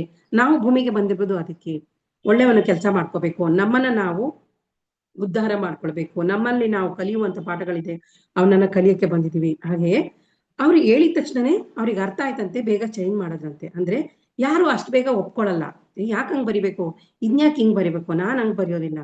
ಅದೇ ಅವರಿಗೆ ಬೇಗ ಗೊತ್ತಾಯ್ತು, ಅರ್ಥವಾಯ್ತು, ಅದಕ್ಕೆ ಬದಲಾವಣೆ ಮಾಡಿದೆ. ಅವ್ರು ಹೇಳ್ತಾರೆ, ಅದಕ್ಕೆ ಮಣ್ಣಿನ ಸಂಸ್ಕಾರ, ನನ್ನದು ಮಣ್ಣಿನ ಸಂಸ್ಕಾರ ಎಂದು ಅರ್ಥವಾಯ್ತು. ಹಿರಿಯರು ಸತ್ಯವನ್ನು ಹೇಳಿದಾಗ ಅದನ್ನ ಅರ್ಥ ಮಾಡಿಕೊಂಡು ಕೂಡಲೇ ಬದಲಾವಣೆ ಮಾಡಿಕೊಳ್ಳುವುದೇ ಮಣ್ಣಿನ ಉಂಡೆ ಅಂತ, ಸಂಸ್ಕಾರ ಅಂತ. ಯಾವಾಗ ಹೇಳಿದ ತಕ್ಷಣ ಮಣ್ಣು ನೀರಿನೊಳಗೆ ಬಿಟ್ಟ ತಕ್ಷಣ ಕರಗ್ಬಿಡುತ್ತೆ ಅಂತ ಉದಾಹರಣೆ ಹೇಳುತ್ತಲ್ಲ, ಅದೇ ತರ ದೊಡ್ಡ ಗ್ರೇಟ್ ಮಾಸ್ಟರ್ಸ್ಗಳು ಹೇಳಿದಾಗ ಅರ್ಥ ಮಾಡ್ಕೊಂಡು ಅದನ್ನ ಬದಲಾವಣೆ ಮಾಡ್ಕೊಂಡ್ರೆ ಅದು ಒಂದು ಮಣ್ಣಿನ ಉಂಡೆ ಅಂತ ಸಂಸ್ಕಾರ ಪಡ್ಕೊಳ್ತೀವಿ, ನಾವು ಬದಲಾವಣೆ ಮಾಡ್ಕೊಳ್ತೀವಿ ಅಂತ. ಹಾಗೆ 18 ಆದರ್ಶ ಸೂತ್ರಗಳಲ್ಲಿ ವಿಗ್ರಹಾರಾಧನೆ ಬೇಡ, ಸತ್ಯಾರಾಧನೆ ಮಾಡಬೇಕು ಅಂತ ಹೇಳಿದ್ದಾರೆ. ಆದ್ರೆ ಮೊದಲು ನಾನು ವೆಂಕಟೇಶ್ವರ ಸ್ವಾಮಿಗೆ ಪ್ರತ್ಯೇಕ ಭಕ್ತಿ, ಅದಕ್ಕಾಗಿ ಮಂದಿರ ಕಟ್ಟಿಸಿದ್ದೆ. ಆರಂಭದಲ್ಲಿ ಪತ್ರಿಜಿಯವರು 3 ದಿನಗಳ ಯಜ್ಞವನ್ನು ಮಾಡಿಸ್ತಾರಂತೆ ಅವರಿಗೆ. ಮೊದಲನೇ ದಿನ ಶನಿವಾರ ಪತ್ರಿಜಿಯವರು ಎಲ್ಲರಿಗೂ ದಾನ ಮಾಡಿಸಿದ್ರು. ಆ ದಿನ ಶನಿವಾರವಾದ್ರಿಂದ ನಮ್ಮ ಅಭ್ಯಾಸದ ಪ್ರಕಾರ ನಾವು ಇಬ್ರು ಮಂದಿರದಲ್ಲಿ ಪೂಜೆಯನ್ನು ಮಾಡಿದ್ವಿ. ನಂತರ ಧ್ಯಾನವನ್ನು ಮಾಡ್ಕೊಂಡ್ರಂತೆ. ಕೊನೆಯಲ್ಲಿ ಅವರು ಸ್ಟೇಜ್ ಮೇಲೆ ಪತ್ರಿಜಿ ಧ್ಯಾನ ಮಾಡುವವರನ್ನು ಬಿಟ್ಟು ನಾವಿರುವ ಕೋಣೆಗೆ ಬಂದು ಸ್ವಲ್ಪ ಸೀರಿಯಸ್ ಆಗಿ ಹೇಳಿದ್ರಂತೆ. ಎಲ್ಲಿಗೆ ಹೋಗಿದ್ರಿ ಅಂತ ಕೇಳ್ತಾರಂತೆ. ಶನಿವಾರ ಪೂಜೆ ಮಾಡಿಸುವ ಒಂದು ಅಭ್ಯಾಸ ಇತ್ತು, ಅದಕ್ಕೆ ಪೂಜೆ ಮಾಡ್ಸಕ್ ಹೋಗಿದ್ದೆ ಅಂತ ಹೇಳ್ತಾರೆ. ಏಕೆ ಪೂಜೆ ಮಾಡಿಸಿದ್ರಿ ಅಂತ ಪತ್ರಿಜಿಯವರು ತಟವರ್ತಿ ರಾಘವ್ ಸರ್ನ ಕೇಳಿದ್ರಂತೆ. ಅದಕ್ಕೆ ಅವರು ಕಾರಣ, ಹೊರಗೆ ಧ್ಯಾನ ನಡೀತಿದ್ರೆ ನಾವು ಮಂದಿರದಲ್ಲಿ ಪೂಜೆ ಮಾಡ್ತಿದ್ವಿ, ನಮಗೆ ಏನ್ ಹೇಳ್ಬೇಕು ಅರ್ಥವಾಗದೆ ಆ ಪೂಜೆ ಮಾಡೋದ್ರಿಂದಲೇ ನಿಮ್ಮ ಪರಿಚಯ ಆಗಿದೆ ಅಂತ ಹೇಳ್ತಾರಂತೆ ಅವರಿಗೆ. ಆಗ ಅದು ನೀನು ಪೂಜೆ ಮಾಡೋದ್ರಿಂದಲೇ ನನ್ನಂತವರ ಪರಿಚಯ ಇಷ್ಟು ನಿಧಾನವಾಗಿದ್ದು ಎಂದು ಹೇಳ್ತಾರಂತೆ. ನಾನು ಏನು ಲಾಭದ ಲೆಕ್ಕದಲ್ಲಿ ಹೇಳಿದೆನೋ ಅದು ನನಗೆ ನಷ್ಟ ಉಂಟಾಗಿದೆ ಎಂದು ಅವ್ರು ಹೇಳ್ತಾರಂತೆ. ನೀನು ಈ ಪೂಜೆ ಮಾಡಿದ್ರಿಂದನೇ ನಿನಗೆ ನಿಧಾನವಾಗಿ ನಾನು ಸಿಕ್ಕಿದ್ದು ಅಂತ ಅವರು ನಕ್ಕಂತ ಅವ್ರಿಗೆ ಹೇಳ್ತಾರಂತೆ. ಅದಕ್ಕೆ ಅವ್ರು ಹೇಳ್ತಾರಂತೆ, ನಾನು ಭಗವದ್ಗೀತೆ, ಉಪನಿಷತ್ತುಗಳನ್ನ, ಪುರಾಣಗಳನ್ನ ಓದಕ್ಕೆ ಪ್ರಾರಂಭ ಮಾಡ್ಲಿಕ್ಕೆ ಹೇಳ್ತಾರಂತೆ. ಪತ್ರಿಜಿಯವರ ವಿಡಿಯೋಗಳನ್ನ ಕೂಡ ಕೇಳಲಿಕ್ಕೆ ಹೇಳ್ತಾರಂತೆ. ಅವರು ಅದು ಹೇಳಿದ್ನಲ್ಲ, ಆ ಸತ್ಯವನ್ನ ಅವರು ತಿಳ್ಕೊಳ್ತಾ ಹೋಗ್ತಾರಂತೆ. ಅಷ್ಟೇ ಅಲ್ಲ, ದಯಾನಂದ ಸರಸ್ವತಿ ಅವರು ಸತ್ಯಾರ್ಥ ಪ್ರಕಾಶ ಎನ್ನುವ ಪುಸ್ತಕ ಓದಿದಾಗ ಪೂಜೆ ಮಟ್ಟಲ್ಲಲ್ಲ ಕಂದಕ ಎಂದು ಆತ ಹೇಳಿದ ಮಾತುಗಳು, ಪತ್ರಿಜಿಯ ಮಾತುಗಳು ಸೇರಿ ಹೊಂದಿದವು. ಮೆಟ್ಟಿಲು ಎಂದರೆ ಮೇಲೆ ಹತ್ತಿದವನು, ಲಾಭ ಹೊಂದಿದವನು, ಕಂದಕ ಎಂದರೆ ಹಳ್ಳದಲ್ಲಿ ನಷ್ಟ ಹೊಂದಿದವನು ಎಂದು ತಿಳಿದುಕೊಂಡೆನು. ಅವ್ರು ಹೇಳ್ತಾರಂತೆ, ಪತ್ರಿಜಿಯವರು ಏನ್ ಹೇಳ್ತಾರೆ, ದಯಾನಂದ ಸರಸ್ವತಿ ಅವರು ಸತ್ಯಾರ್ಥ ಪ್ರಕಾಶ್ ಎನ್ನುವ ಪುಸ್ತಕಗಳನ್ನ ಓದ್ಲಿಕ್ಕೆ ಹೇಳ್ತಾರಂತೆ. ಪೂಜೆ ಮೆಟ್ಟಿಲಲ್ಲ, ಅದು ಕಂದಕ ಎಂದು ಆತ ಹೇಳಿದ ಮಾತುಗಳು, ಪತ್ರಿಜಿ ಹೇಳಿದ ಮಾತುಗಳಿಗೂ ಸರಿ ಹೋಗದೆ. ಅವರು ದಯಾನಂದ ಸರಸ್ವತಿ ಅವರು ಬರೆದಂತ ಒಂದು ಸತ್ಯಾರ್ಥ ಪ್ರಕಾಶ ಅನ್ನೋ ಪುಸ್ತಕನ ಓದ್ಲಿಕ್ಕೆ ಹೇಳಿದಾಗ ಅದಕ್ಕೂ ಇದಕ್ಕೂ ಪತ್ರಿಜಿ ಹೇಳಿದ್ದಕ್ಕೂ ಎರಡಕ್ಕೂ ಅದು ಮ್ಯಾಚ್ ಆಗತ್ತಂತೆ. ಅದಕ್ಕೆ ಅವ್ರು ಏನ್ ಹೇಳ್ತಾರೆ,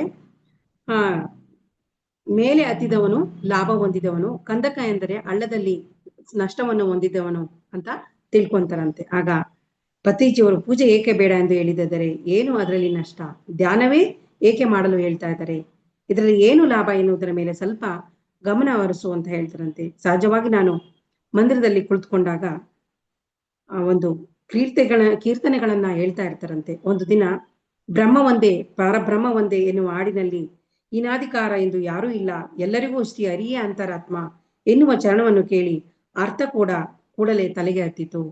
ಆ ಧ್ಯಾನವನ್ನು ಮಾಡ್ತಾ ಅವರು ಒಂದು ಹಾಡು ಕೇಳಿಸ್ಕೊಂತ ಹೋಗ್ತಾರಂತೆ. ಬ್ರಹ್ಮ ಒಂದೇ ಪರಬ್ರಹ್ಮ ಒಂದೇ ಎನ್ನುವ ಹಾಡಿನಲ್ಲಿ ಇನಾದಿಕರು ಎಂದು ಯಾರೂ ಇಲ್ಲ, ಎಲ್ಲರಿಗೂ ಶ್ರೀ ಹರಿಯೇ ಅಂತರಾತ್ಮ ಎನ್ನುವ ಚರಣವನ್ನು ಕೇಳಿ ಅವರಿಗೆ ಅರ್ಥವಾಗೋಕ್ ಶುರುವಾಯ್ತಂತೆ. ಅಂದ್ರೆ ಪ್ರಪಂಚದಲ್ಲಿ ಹೀನವಾದ ಜೀವಿ ಉತ್ತಮವಾದ ಜೀವಿ ಯಾವುದೂ ಇಲ್ಲ, ಹೀನವಾದವನು ಅಧಿಕವಾದವನು ಎನ್ನುತ್ತಾ ಯಾರೂ ಇಲ್ಲ ಎನ್ನುವ ಮುಖ್ಯ ಕಾರಣ ಎಲ್ಲರಿಗೂ ಶ್ರೀ ಹರಿಯೇ ಅಂತರಾತ್ಮ ಎಂತ ಹಾಡಿನ ಅಂತರ ಆತ್ಮವನ್ನು ತಿಳ್ಕೊಳ್ತಾ ಹೋದಂಗೆಲ್ಲ ಶ್ರೀ ಹರಿ ಅಂದರೆ ವೆಂಕಟೇಶ್ವರ ಸ್ವಾಮಿ ಅಲ್ವೇ, ಆತ ಪ್ರತಿಯೊಬ್ಬ ಅಂತರಂಗದಲ್ಲೂ ಆತ್ಮವಾಗಿದ್ದಾನೆ ಅಂತ ಅರ್ಥ ಆಯ್ತಂತೆ ಅವರಿಗೆ. ಹೀಗೆ ನನಗೂ ಜ್ಞಾನೋದಯವಾಯ್ತು.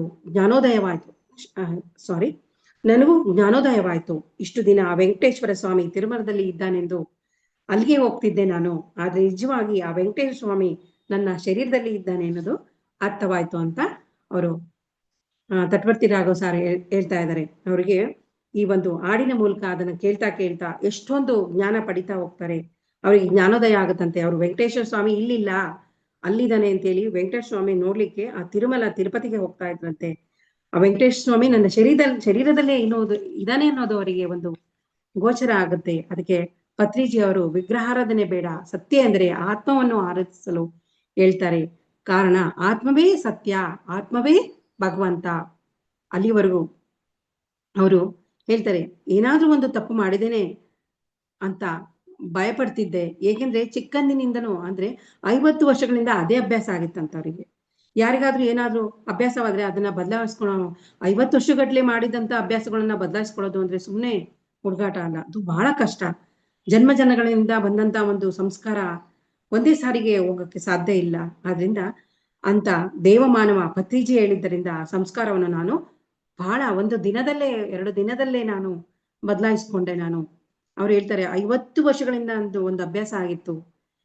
ಏನಾದ್ರೂ ತಪ್ಪು ಮಾಡ್ತಿದ್ದೇನೆ ಅನ್ನೋದು, ಭಯ ಪಡ್ತಿದ್ದೀನಿ ಅನ್ನೋದು, ಆ ತಿರುಮಲಕ್ಕೆ ಹೋಗಿಲ್ಲ ಅದಕ್ಕೆ ನನಗೆ ಏನೋ ಆಗ್ತಾ ಇದೆ ಅನ್ನೋದು ಆಗಿರ್ಬೋದು.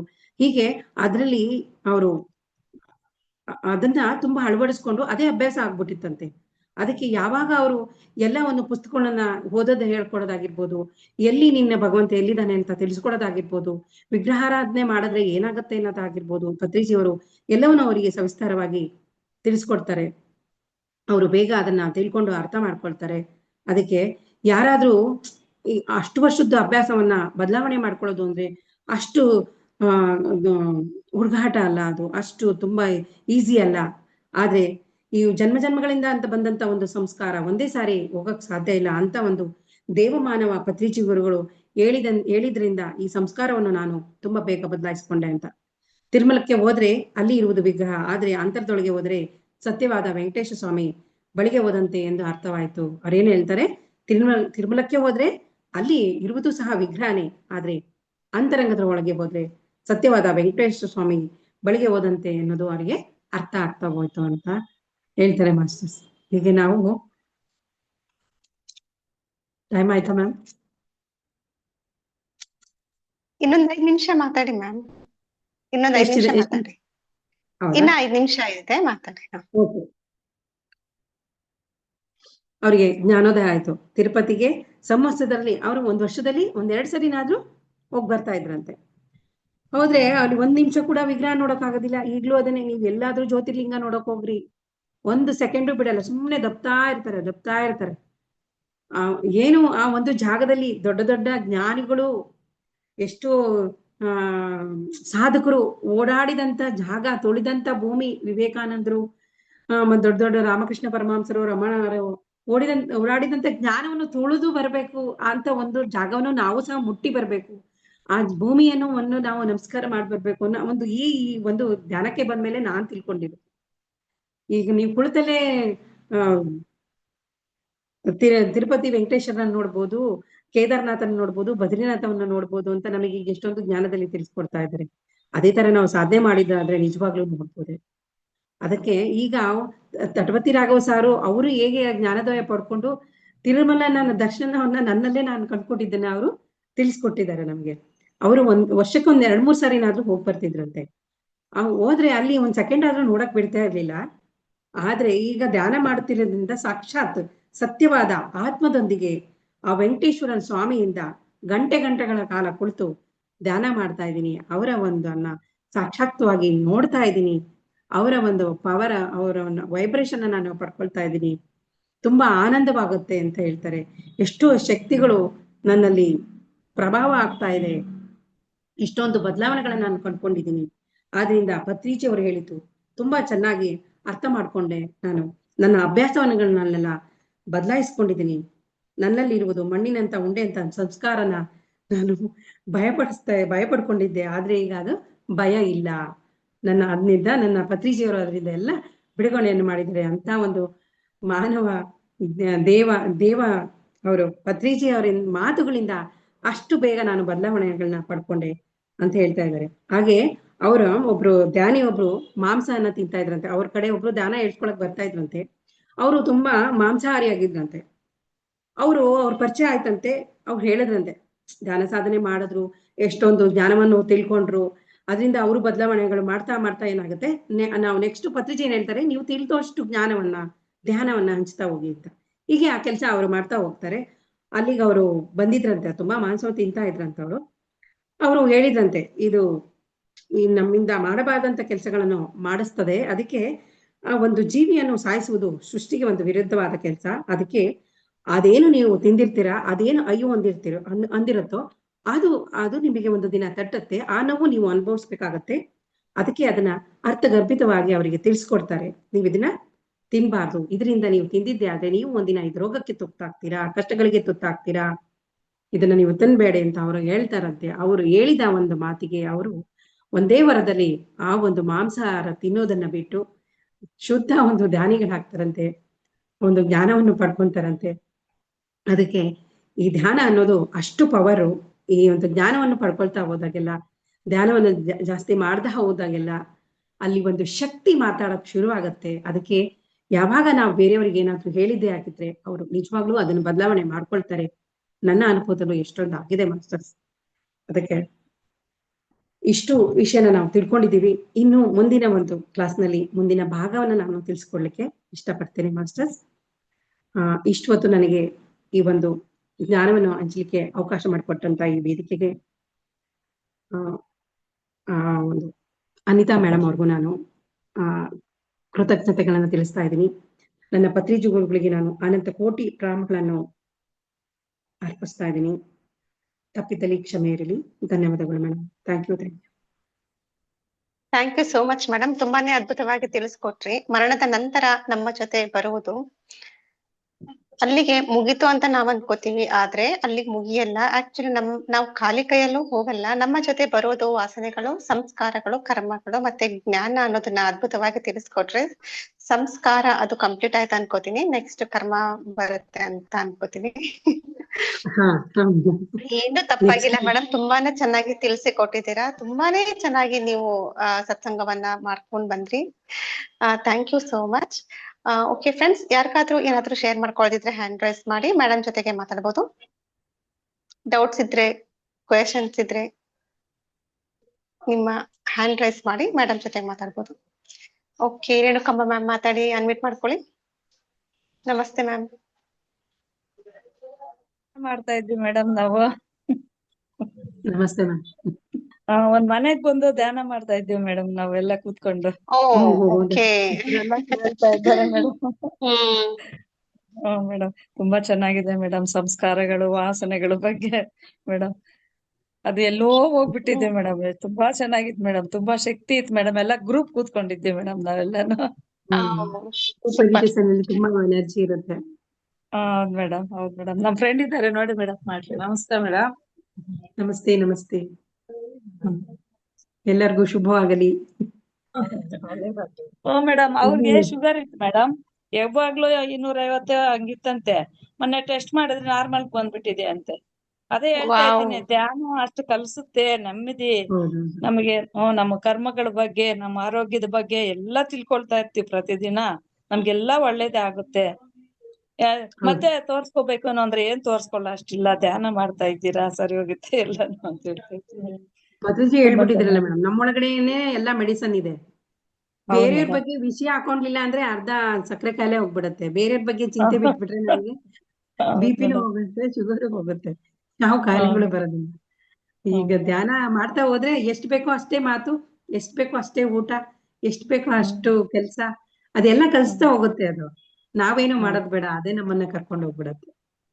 ಹೌದು ಮೇಡಮ್. ತುಂಬಾ ಥ್ಯಾಂಕ್ ಯು ಮೇಡಮ್, ತುಂಬಾ ಚೆನ್ನಾಗಿತ್ತು madam class. Thank you thank you thank you. Thank you madam. Anita madam.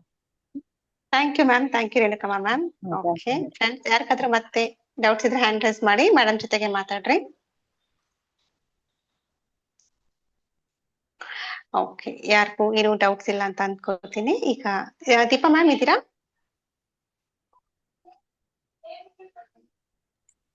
Yes ma'am, ಹೇಳಿ. ಹಾ, ನೀವು ಮಾತಾಡ್ತೀರಾ ಮೇಡಮ್? ಇಲ್ಲ ಮ್ಯಾಮ್, ನಾನು ಇರ್ಲಿಲ್ಲ, ಈಗ ಬಂದಿದ್ದೀನಿ. ನಾನು ಆಮೇಲೆ ಕೇಳಿಸ್ಕೊಳ್ತೀನಿ. Yes ma'am, yes ma'am. Okay okay okay. ಈಗ ಕಾರ್ಯಕ್ರಮವನ್ನ ಮುಗಿಸುವ ಸಮಯ ಬಂತು. ಇಲ್ಲೇ ತನಕ ಅದ್ಭುತವಾಗಿ ಮರಣದ ನಂತರ ನಮ್ಮ ಜೊತೆ ಬರುವುದು ಪುಸ್ತಕದ ಸ್ವಾಧ್ಯಾಯವನ್ನ ಮಾಡಿದ ಮಂಗಳ ಮೇಡಮ್ಗೆ ಎಲ್ಲಾ ವ್ಯೂವರ್ಸ್ ಪರವಾಗಿ ಹಾಗೂ Pyramid Call Services Bengaluru channel ಪರವಾಗಿ ಹೃದಯಪೂರ್ವಕ ಧನ್ಯವಾದಗಳು ಮೇಡಮ್. ಥ್ಯಾಂಕ್ ಯು ಎಲ್ಲ madam. Thank you Mangala ma'am, thank you so much. ನಾನು ಆಮೇಲೆ ಕೇಳಿಸ್ಕೊಳ್ತೀನಿ. ಸಾರಿ, ನಾನು ಇರ್ಲಿಲ್ಲ. Yes ma'am, yes. Thank you ma'am. Thank you Anita ma'am.